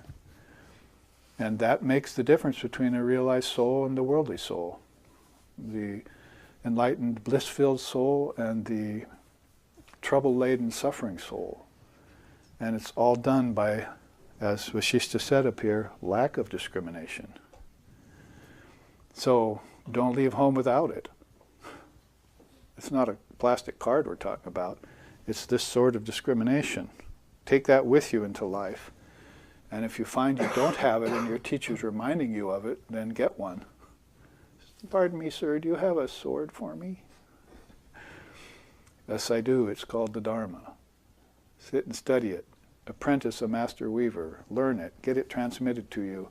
Be free and be content forevermore. Whether you're with a body or outside a body, you'll be free. In a body, you'll see it as a false superimposition. Outside the body, well, my teacher used to say, no mind, no matter. No matter, never mind. So you won't see matter, you'll see Brahman inside the body. And outside the body, there is no matter. That is, in the self, there's no worlds, there's no people, there's no five elements, there's no five senses, there's no ego. So no matter. So it's only inside the realm of name and form and time and space based on cause and effect that you're going to have a sword like this. And it's been called different things in different traditions. So I would say in your life of bhakti, you have to know what to love and what not to love and how to love. And that one word, unconditional, is the best way we can describe Sri Ramakrishna's love for us, whose birthday we celebrated last night with our puja. And the quote here, the failure to implement viveka into the path of bhakti leads to worship of the ego rather than authentic love of God. The outcome is preoccupation with surface practices like asana and affectatious singing and dancing. My teacher used to say, from the podium, just up the hill there on Hawthorne at his ashram, up on Mount Tabor. So we used to walk in the park up there. Can we leave the ashram? You can take a walk in the park, then come right back. So he used to say, Christianity is a thoroughly dualistic religion. He came to know that by coming here and teaching Vedanta. Why dualistic, he said? Because they think there's a soul. But that's not the soul. That's the ego that they're worshiping. So that's why I put here from his teaching that in the path of bhakti you have to make sure that you're not worshiping the ego. It's very subtle. It's actually a very sticky wicket. Like I said, whether it's with your guru or whether it's with your wife or your children and so forth, if your love's authentic for them, you're seeing the Atman in them. One time, Sri Ramakrishna's sidekick, as it were, went up to him and said, you know, you love these young boys that are coming around, your apostles, your disciples. You love them so much, you know. That's not good for you. You should give up that love for them. You know, based on this kind of discriminatory idea. So Sri Ramakrishna was like really hurt by that. So he went inside and he consulted Mother Kali. Oh, Mother Kali, Hriday says that I love these boys because, of sentimentalism and ego and so forth.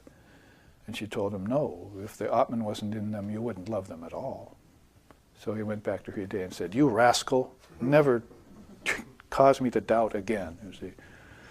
So if it's not for the sake of the wife is loved, it's for the sake of the Atman in the wife. Imagine if sentiency was not in us. That is, imagine if energy was not in us. Imagine if thought was not in the mind. Then we would just be lumps of clay, and or heaps of bone and flesh with no animating power. So we were talking about that in Seattle, Tatapinda. Remember that Sanskrit phrase? It's an padartha. You see, basically it's It's a heated iron ball. Abhava padartha is the word in Sanskrit. So it's a heated iron ball. So the iron ball, its very nature is just cold, gray iron. But when you heat it, it borrows something from fire. It borrows two things, basically. It borrows red color and it borrows heat. But its nature is just a cold lump of iron. So this is borrowing sentiency from something else. The body is just a lump of flesh and bone, and somehow it gets animated. How does that happen? And so you work your way up to that. There's some light in it, you see. And first you see man doesn't live by bread alone. That's the light of prana you're talking about. Just like the Tanmatras, Swami Vivekananda came here and said, well, you don't know that there's prana either. That what causes the eye to see? What causes the arm to lift? What causes the tongue to speak? What causes the mind to think? Is that just food and food energy? No, a man does not live by bread alone. It's this prana inside of you. And if you connect that prana to your breath, and your breath inwardly to psychic prana that moves your thoughts, now you have an inner life. You've just bridged that line of demarcation between the gross body and the subtle body, and you're opening up or reopening up rivers. Your body is full of rivers. They're called nerves. They're carrying this energy that's causing you to move. Your eyes, they're just fleshy orbs and flaps of skin, your senses, but there's a power in them. And so you must connect that power back to its source. And when you find that that source isn't the ultimate source, connect that again to its source. And through cause and effect that you run afoul of your life with, you can reverse the cause and effect from effect to cause. And this is how you get back to square one again. This is the breadcrumbs that you strewed across the field of your mind when you took form. And if the little birds of forgetfulness came and pecked at those breadcrumbs, you can't get back to your source again. I.e., you're left out here with a 4,320,000,000-year-old evolutionary cycle with no return. And besides that, you have to deal with being a monkey once. So my teacher used to say, they're trying to convince me that if I want to see my ancestors, I have to go to the zoo. See? But I go back inside to my ancestors, inside, to the kingdom of heaven within, and then I go back to the seers beyond them, and then I go back beyond the seers to the Trinity, and to the Trinity to the Word, just like Jesus told me I should do. And that's a whole involution. You see. There's a chain of evolutes from Brahman all the way down to the element earth, solid earth. There's a reverse chain of elements from earth all the way back to the Word in Brahman. So if you don't have both those highways open to you, then you get lost and stuck along the way. You suffer. You cause others to suffer. You become demonic. The ego gets out of control. Pretty soon you want to dominate. You go to war. Even the Pope, put on armor and go to war. You see, that's all ignorance. Ahimsa, nonviolence, is why India lasted. Because Alexander the Great couldn't get in, Attila the Hun couldn't get in, Napoleon couldn't get in. The English got in for a while and were kicked out by a little brown man in a loincloth. All because India was nonviolent. So ahimsa is an eternal principle. Beyond these dualities is this state of nonviolence that one lives in, so that one won't even want to harm a flea with thought, word, or deed. So back to bhakti again, make sure that you use your discrimination to love God with your whole heart, your whole soul, your whole mind, and your neighbor as that same self as you. And then you'll know that you're on the right page with Brahman. Now, Viveka, at birth, Vashishta has a very good teaching. He says, the primary disease of the mind is the desire for rebirth. When you think about it, it's quite true. You wouldn't have any of these diseases, cancer or the common cold, if you hadn't have been reborn in the body. So the primary cause of all diseases is the mind that wants to be reborn again and again in bodies. he goes on, the secondary disease of the mind is reincarnation devoid of discrimination. Now he's making a concession for you. Well, okay, if you want to be reborn for whatever reason, from Krishna's loka sangraha all the way down to fulfilling your last desires for the world, then make sure you bring the sort of discrimination with you. From its absence comes lack of control of the senses and the inability to quell desires. So now, with lack of discrimination, both about God and the ego, and lack of viveka at birth, you're watering your desires with gasoline instead of putting them out with the waters of life, the waters of eternal life. So this is how I took the teaching of discrimination between the real and the unreal and placed it into three areas which I think we would most benefit from.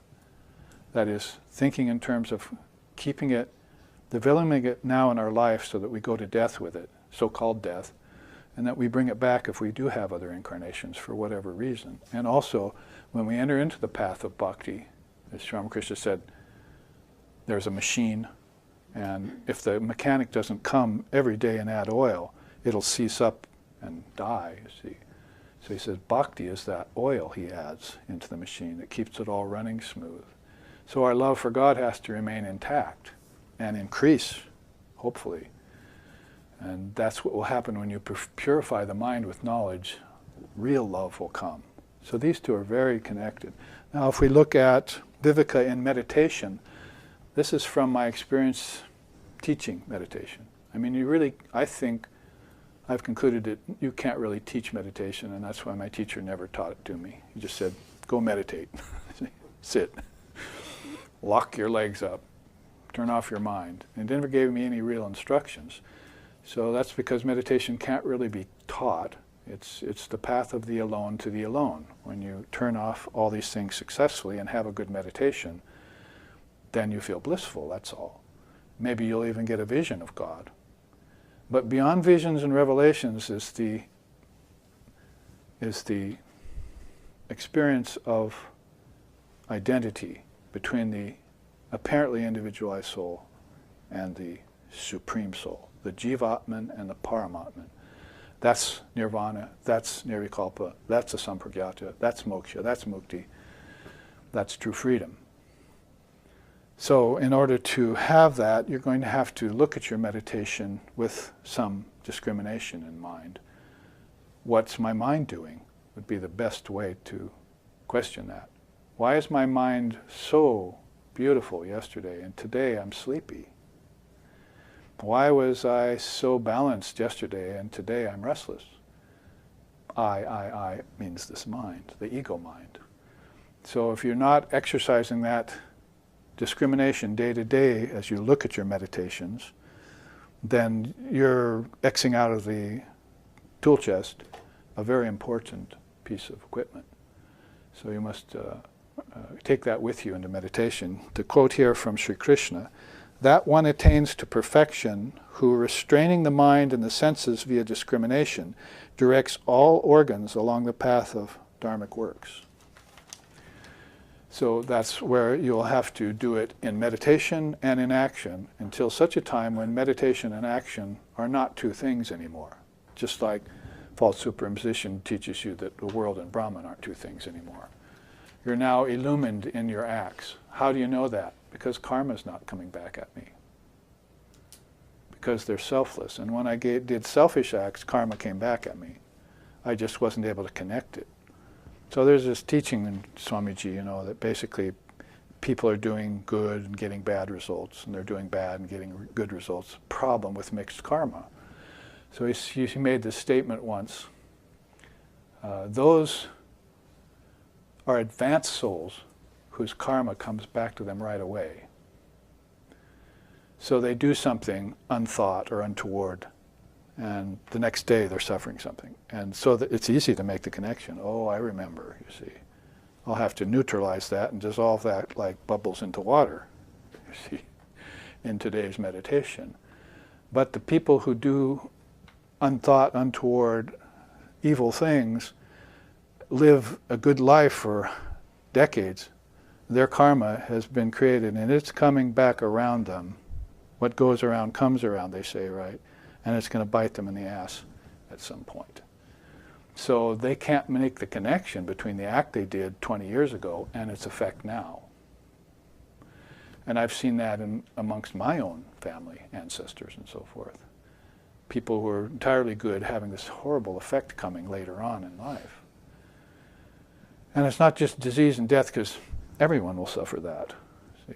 It's going to be there as long as you have the desire to be reborn. You have to take birth, growth, disease, old age, decay, and death with you, just like you have to take this sort of discrimination with you, or should. Every soul, from ant to avatar, suffers those 6 transformations. But luckily we know that transformations are not actual. They're not real. They're not happening in Brahman. They're happening in your mind.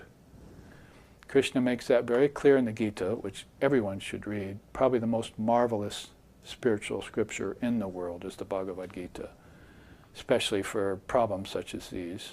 And he'll make those proclamations in the Gita. He'll say, action doesn't take place in yourself. It takes place in nature. So yourself is really actionless. Actually, that's a good place to segue, because before we end this Upanishad, I wanted to show you this, epithets of Brahman.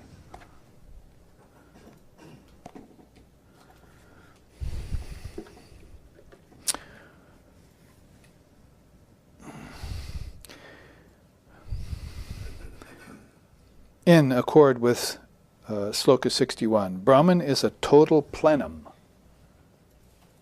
without beginning and end, beyond measure and change.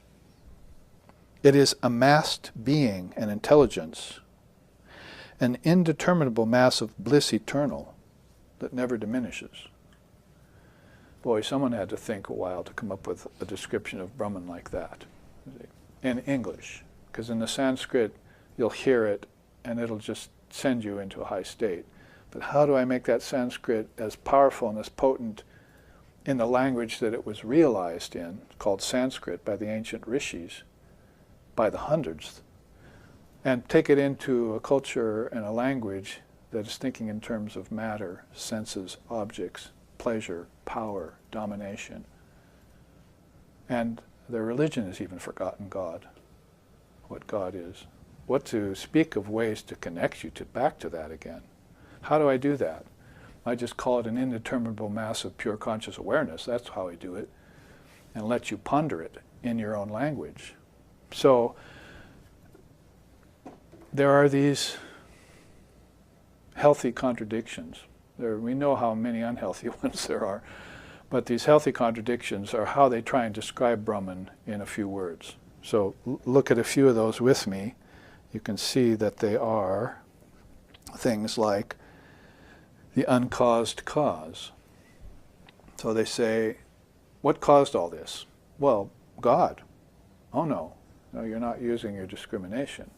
God cannot be the cause of anything. God is beyond cause and effect. We just said that all cause takes place, and the action that comes from cause takes place in nature. That's not God. That's reflected. We already said the 5 elements are reflecting Brahman, but they're not Brahman. So whatever's being reflected between senses and objects is not Brahman. It's what's causing you to suffer cause and effect. So they call Brahman then the causeless cause. It's at the foundation of everything, like gas is causing your burner to heat up, and the burner's causing the water in your pot to boil, and the water in your pot is causing the vegetables to dance, and the little boy stands there and says, "Hey Ma, they're dancing." And she has to explain to him, no, it's the water. Someone else comes in and says, no, it's the heat under the pot. Someone else comes in and says, no, it's not the heat under the pot, it's the gas running in the gas lines. And someone else comes in and says, no, actually I worked for the gas company once. They have a whole store of this stuff a few blocks away in a big tank. So everything seems to be moving by itself. Sun's Moons seem to be shining by their own light, but they're borrowing light from the sun. It's an old Vedantic adage. So you have to trace cause and effect back until you find out that you don't get to Brahman, you get to the Word. This is why I disagree with Christianity when they speak of origins as the ultimate source. Brahman is unoriginated. It's not an origin for anything, but the Word is. So if you take the Word and make that your religion, you've forgotten the Almighty Father. Case in point, there's very little mention or description of the Almighty Father, which we call Brahman, in Christianity. It's a thoroughly dualistic religion.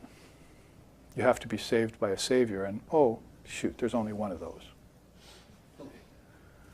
And he hasn't been here for 2,000 years. And what happened to the souls that were born before Christ took birth 2,000 years ago? Are they just damned?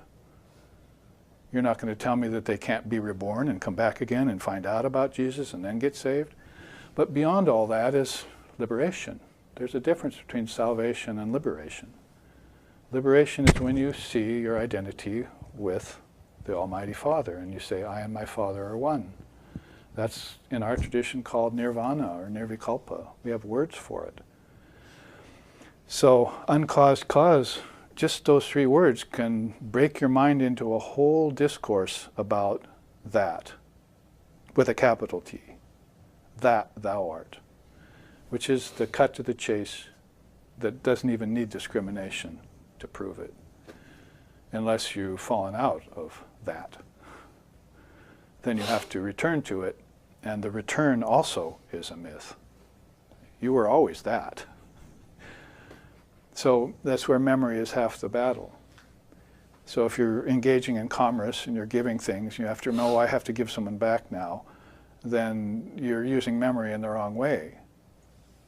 You should use memory as a reminder of your divine nature, your oneness with Brahman before you took a form.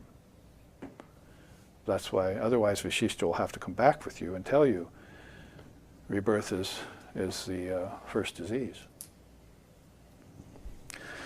How about the inactive agent? How about the unmoved mover? How about the unseen seer? How about the unstruck sound? And that's, of course, the Word. The acreate, creator. That's a word that Swami Vivekananda coined. Brahman is acreate. How about the unborn procreator? How about the unattached lover? The formless refuge, the unknowable knower, the impersonal presence. All of these are appellations for Brahman in the tradition. I've seen them here and there. I added a few of my own. The uninvolved participant. The inanimate animator. The transcendent pervader. Vyapaka. The immutable transformer. And the indivisible multiplier. Ramakrishna says, at times the snake sits still, at other times it wiggles across the ground, but it is all the same snake. Again, the snake contains poison within it, but it does not die because of that. So you have this one eternal principle, whatever you want to call it, by what name, but they tend to be very careful with their chosen words and make sure that these words are going to vault the mind into transcendent state. And they know that the word is infused with Divine Mother power, where we think it's just infused with outer meaning. So we're going to school to get outer meaning to make money at the end with our knowledge. But we don't know that every word has a letter, and every letter is a particle, like an atom. There are atoms of wisdom inside of every word that you can take apart and ponder, like the exit off of I-80. There's an exit called Ponder. I think we should all drive up there and take that exit for a while. or do it in the mind. So that in accord here, a really quick study, but actually it's a quick study to say these things. What I'd like you to do is choose one or two, one a week maybe, and roll it over in your mind. If you're doing that with fine wine, why can't you do it with the nectar of wisdom? It'll benefit you.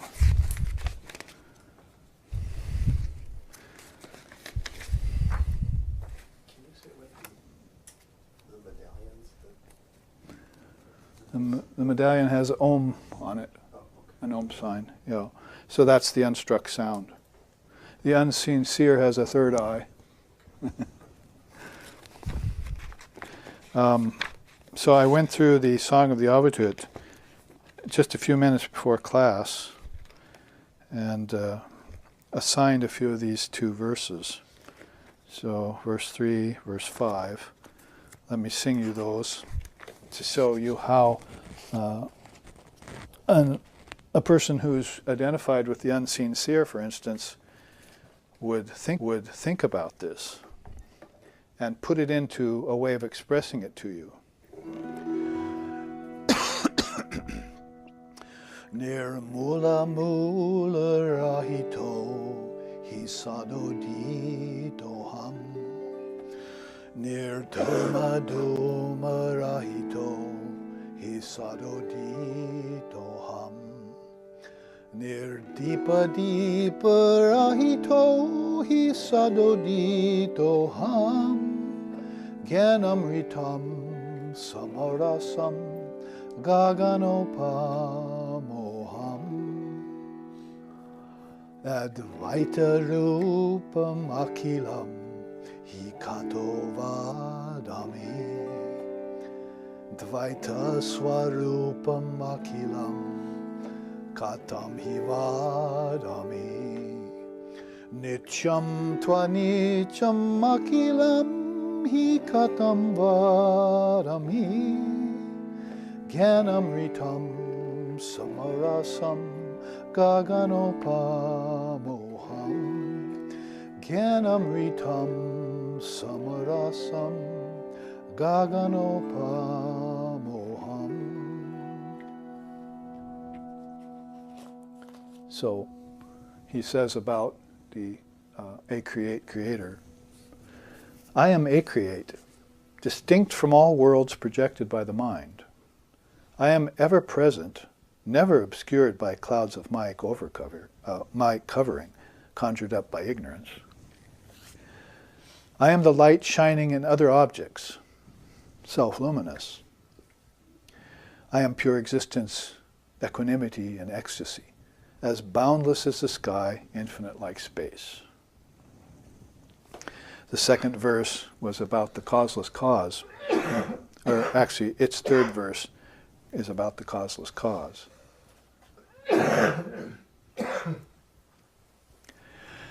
Is it the causeless, timeless hub of all dualities? Is it non-dual only? Is it of the nature of eternity? And can the term non-eternal explain it? I only know that I am pure existence, wisdom, and bliss, as boundless as the sky, infinite like space.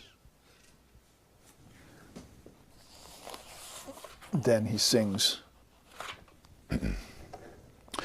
And we'll have a whole retreat on this next year.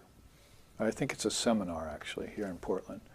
We'll take this whole stotram and explain verse by verse how the Adhyatma, or this realized soul called Adhyatma, thinks or not thinks, as the case may be. And we'll sing it together. We'll memorize the last verse, which is, I am existence, knowledge, and bliss absolute, boundless like the sky, infinite like the ethers. And we'll take apart the Dharma around it. So he sings in verse 6, Stulam hino nahi krisham nagatam gatam hi adhyanta majrahitam naparaparam hi satyavadam kaluvai paramartha tatvam Gyanamritam samarasam gaganopamoham. Gyanamritam samarasam gaganopamoham.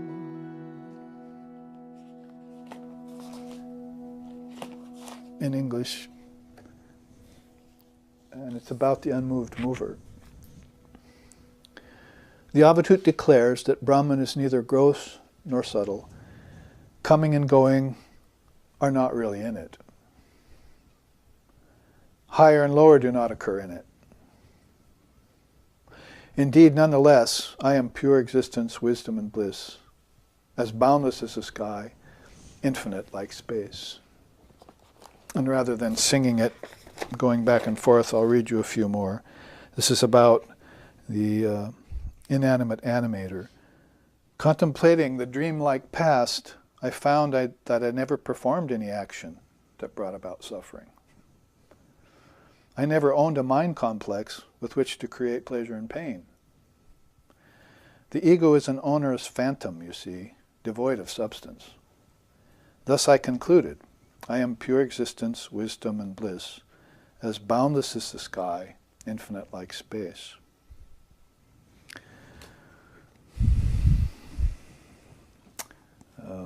Then we have Transcendent Pervader. To be one you can memorize. Is it? You ask about Brahman? How can I speak of that which transcends speech and words, mind and its conceptions, intellect and its reasoning power, and the knower and its knowledge? All I can say is that I am pure existence, wisdom, and bliss, as boundless as the sky and infinite like space. The Indivisible Divider. One cannot divide what is indivisible, or assign indivisibility a description. Incarnating out and involving back in is senseless to the ever-stationary Brahman. Being originless, it has no past. Being eternal, it defies non-existence. And so you see, I concluded, that I am pure existence, wisdom, and bliss, as boundless as the sky, infinite like space. And there are others that I've assigned here. We can get to them, of course, in future seminars and teachings.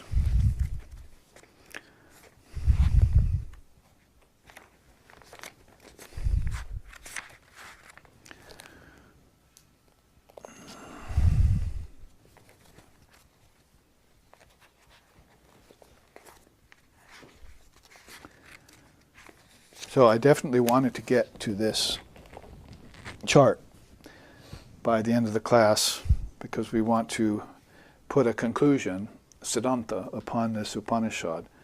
Let's see, there is one more quote here to finish this chart. Taittiriya Upanishad says, out of fear of Brahman the wind blows, the sun rises, Indra, the god of gods, presides, death bows low, and the cosmic sets of fives carry out their respective functions.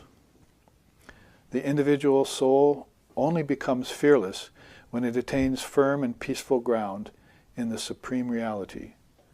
Even a wise man falls victim to fear if he fails to reflect on Brahman, or if he neglects Brahman. We had a series of classes in Hawaii just a few months ago called Negligence of Brahman, which was based in Shankara's beautiful Viveka Chudamani. Another scripture well worth reading. So a quick study, but much there, of course, that can be pondered or mulled over or reflected upon.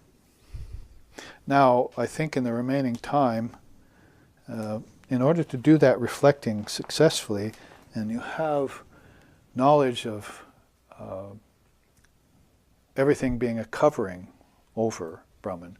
In Tantra you would call that avarana Shakti, right?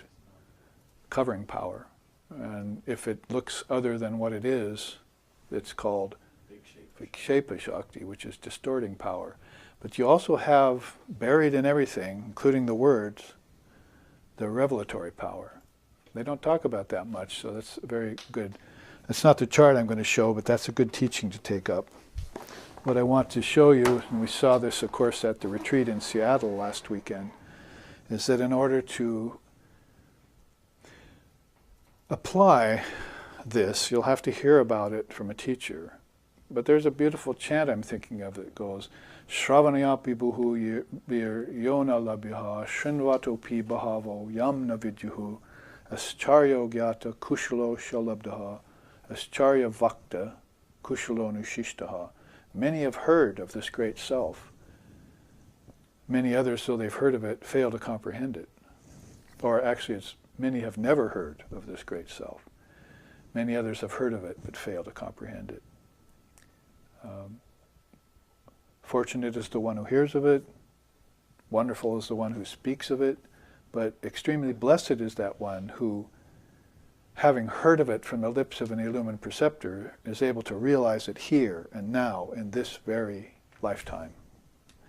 So that's what many people hear about this and go away failing to comprehend it.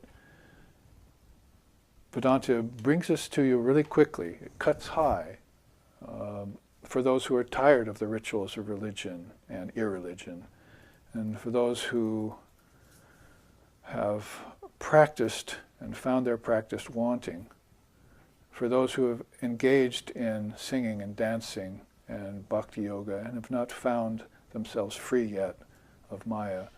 Vedanta comes forth with the problem, false superimposition, the solution, discrimination, and then the need for intelligence. And that's why Swami Vivekananda brought it to us. Because India was not in a very good state of intelligence. He was weeping about that, actually. He cried for his countrymen. But he saw the Americans and he said, Rajas. Actually, Rajas that could be turned into sattva. They're pink right now, but we could turn them white, see, if we give them this teaching. And they have intelligence. Look at what they've done with nature, with science. So that intelligence, if we turn it to Paravid, could be very beneficial for the world, help it immensely, and of course help souls in it, which is even more important. So this power of intelligence, Sri Ramakrishna described it as pratibha, or actually he described it as a flint. And he said in his story, a flint is kept in water for 1,000 years, but it'll still strike sparks even when it's wet if you take it out. So he's talking about a flint-like intelligence that persists in the mind that probably has availed itself of discrimination and the knowledge of false superimposition, and maybe has not reached the full goal yet via that practice. So now applying the solution deeper and deeper levels of its own, of the mind's own consciousness, then it begins to see a doorway beyond the mind. That's where they come up with these other epithets of Brahman. No mind, pure mind, God's mind, Buddha mind, dissolved mind. Just like the ego that's there is the ego, the real self. The small self really is the real self, falsely superimposed.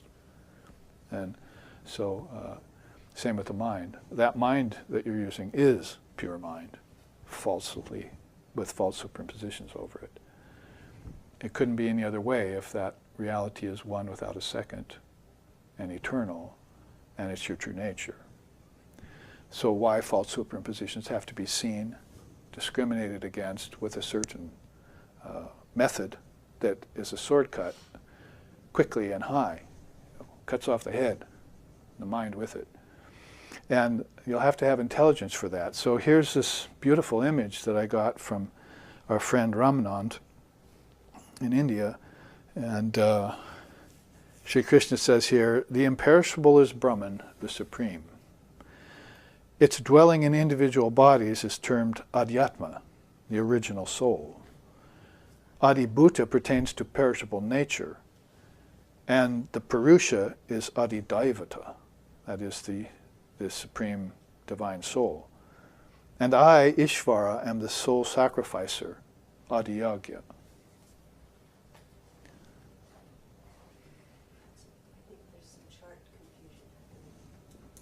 Oh, chart confusion? Well, it worked. Now I would like to show you another chart. And that I will have to go looking for a second. There it is. You don't have a copy of it, or you do? I have the one you're reading from, and then I pulled the black and white of Pratibha. Which one do you want to use? Pratibha. Okay, I got the black and white. Yeah, so I should put those two side by side because they work. So same image though. So here you see what I was talking about, the power of intelligence. I'll save the quote for the end, but and Lord Buddha's quote too. But there you see this pratibha is self-aware intelligence. We could, this is the Trinity basically. This is Vishnu riding on the Garuda bird of prana.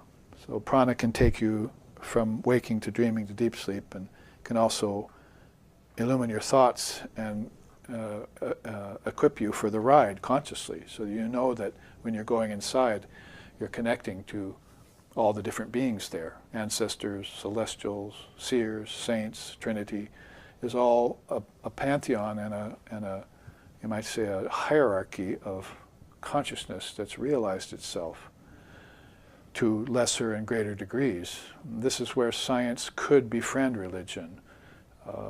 If they thought about the particle theory and just changed it a little bit, like 2%, to where heaven and ancestors are not a myth of religion anymore, they're a matter of particles. That is, when the atomic particle gets measured by microns, then the new quantum physics starts measuring it by nanometers. Then the nanometer becomes a billionth of a second kind of lifetime, which is really no lifetime at all. You'd probably tell the subatomic particle, get a life. Billionth of a second is not a life. So what happens then when you can't measure with particles anymore? There's heaven. There's your ancestors. That's the next land they went to. They gave up the atomic particle and they took on a particle of prana, life force. And when they gave that up, they took on a particle of intelligence. And now you're getting closer to the source. Intelligence is as close to the source, to the word, as you can get. And of course it has to be in its illumined state and not dumbed down by what? False superimposition. The ignorance of false superimposition. Because, as we say, there's some very intelligent people out there who don't believe in divine reality, don't think about it, will never ponder it. So how are we going to convince them of a substratum that's lying behind changing nature, if they're focused on nature? Turning a materialist culture into one that starts to look at a deeper kind of intelligence via particles. So I have a chart for that, of course, but here you explaining the Trinity looking way deep from inside, all the way out through all the beings that are rejected by it. Mahat, remember we had that. The Mahat and the Trinity are right close together. So God's mind, out of that comes all these worlds. Trickle-down process from very, very causal seeds to subtle dreams to waking and then back in. This happens to you not only every 24 hours when you wake, dream, and go into deep sleep and come back to waking. It happens every breath. When you breathe in, that's creation, as it were. When you hold, that's sustenance. And when you breathe out, that's dissolution or death. So every breath you're enacting this very process, and come to find out that time really doesn't have much part to play in it. That time is malleable, that time is illusory, that time is of the mind, however you want to put it. So you become Lord Shiva, which is the third of the Trinity, you become witness of time. Tri Kala Darshi. He's the witness of past, present, and future, which are all contained in this mind like a tempest in a teapot, revolving around there. Much ado about nothing. I'm borrowing from Shakespeare now. Tempest in a teapot, much to do about nothing. But that nothing is very profound in Vedanta. So you have pratibha, self-aware intelligence, and you have this elephant soul who's having a lot of fun in the waters of relative existence, but it's an unreal or apparent dream reality that it's existing in. And it ran into a problem, the crocodiles of the world. That's called pratibandhaka bhava. And that's the power, it's called pratibandhaka alone. That's the power of obstruction. And so that alligator is a problem for this soul who's dreaming. Then you have this discus that Sri Krishna, or Vishnu, same soul, is throwing at the problem, because the elephant is offering a flower of love to that being. It's like offering to yourself. It's to say, don't wait for God's grace. Grant grace yourself, because you are that God.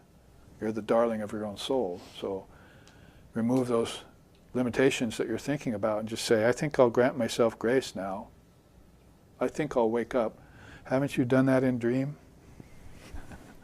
How many have woken themselves up from their own dreams? Just by saying, game over. I don't want to be here anymore. I'm done with this. I think I'll wake up. Poof. Your consciousness left the realm of heaven, came back to earth and body. That's how swiftly it can come. Meditation slows that process down so you can see where you came from, how you arrived, and how you get back. Because the mind is swifter than everything else except Brahman. Brahman doesn't move, so it doesn't need to have to be swift. The velocity of sound. Jets in the 60s breaking the sound barrier. See, I was a young boy out here in my yard in Portland now. Boom. You know. And they were doing that, and when the first one did it, then others could do it. Well, that sound got to us very slow, but the sound of light, that's faster. Faster than the sound of light is mind, thought, mind. That's lightning swift. But nothing can outstrip Mother Shakti, the power of intelligence. She's fastest of all. She gives the mind its power to think, even to think great thoughts. As you know, the suns in the sky, they're just great thoughts by the millions. So there are beings that are having great thoughts that manifest as suns in the physical universe. Those are happening in the dream and the visionary state. They work their way out, take on the characteristics of the 5 elements, and solidify themselves. And that's all done not in nature and evolution alone. It's done in a split second, from waking, dreaming to deep sleep. That is the inward, not the linear way of looking at things. It's the layer cake way of looking at things, rather than just one long line that has a beginning, middle, and end. At least you should know that if you're thinking along linear time, that it does have a beginning, middle, and end. It's a cycle. But looking at it from the standpoint of one lifetime or a few lifetimes as a scientist or a biologist or an archaeologist, then how much of it are you really seeing in 80 or 240 years, 3 lifetimes? That's a very short time. So what did you know about what went before and what comes after?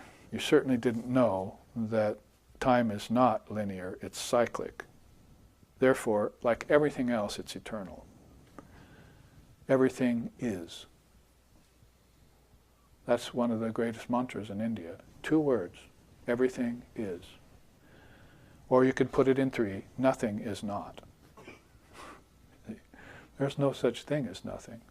Everything comes from something. Nobody walks around saying, I don't exist. So in India they said, I exist, and that I is God.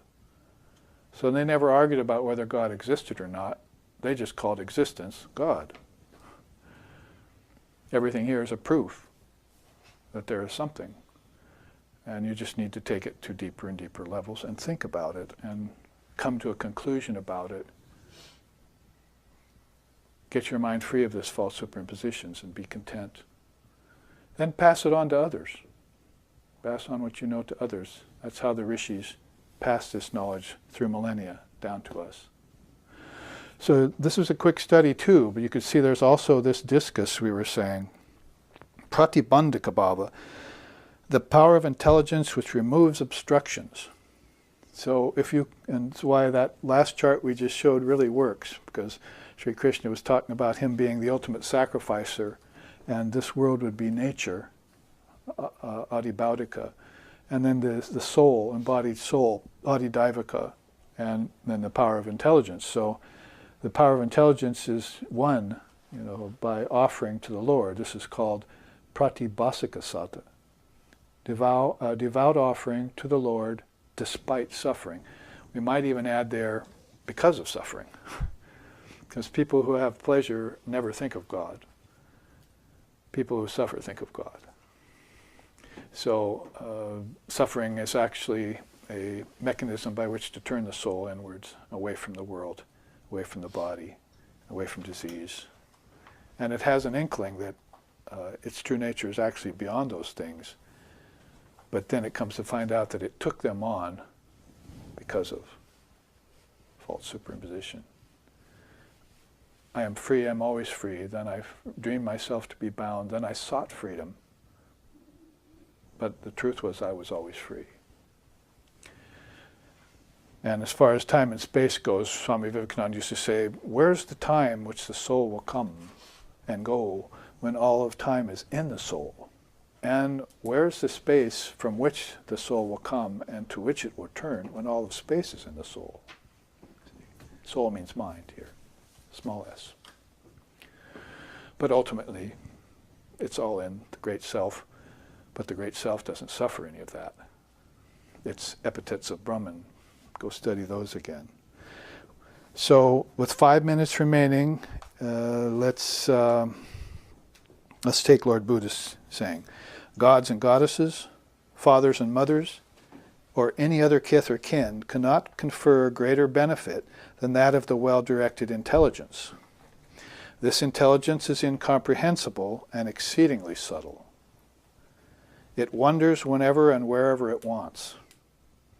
Therefore, the wise ones carefully watch over this intelligence, which resides in the cavern of the heart, and utilize it to free themselves and others from the shackles of Mara. That's Buddha's name, really, for Maya. So those that are devilish things, get thee behind me, as Jesus said. So a quick study of intelligence that's needed to be able to understand that everything is a false superimposition in order to strip the covering off the gift, return to your true self, and then live in that, abide in that Atman, as we say in Vedanta.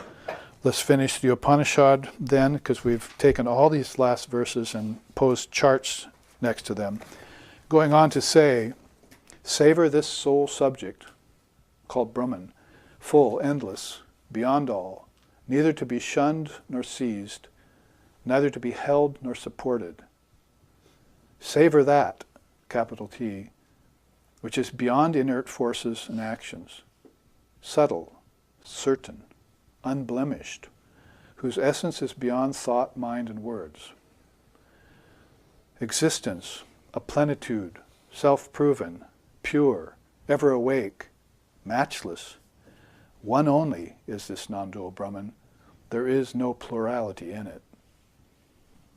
To Apantaratamas was this science imparted in ancient times.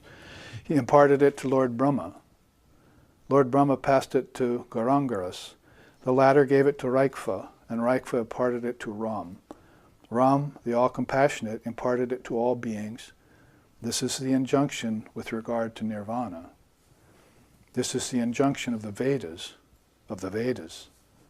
This is the secret teaching.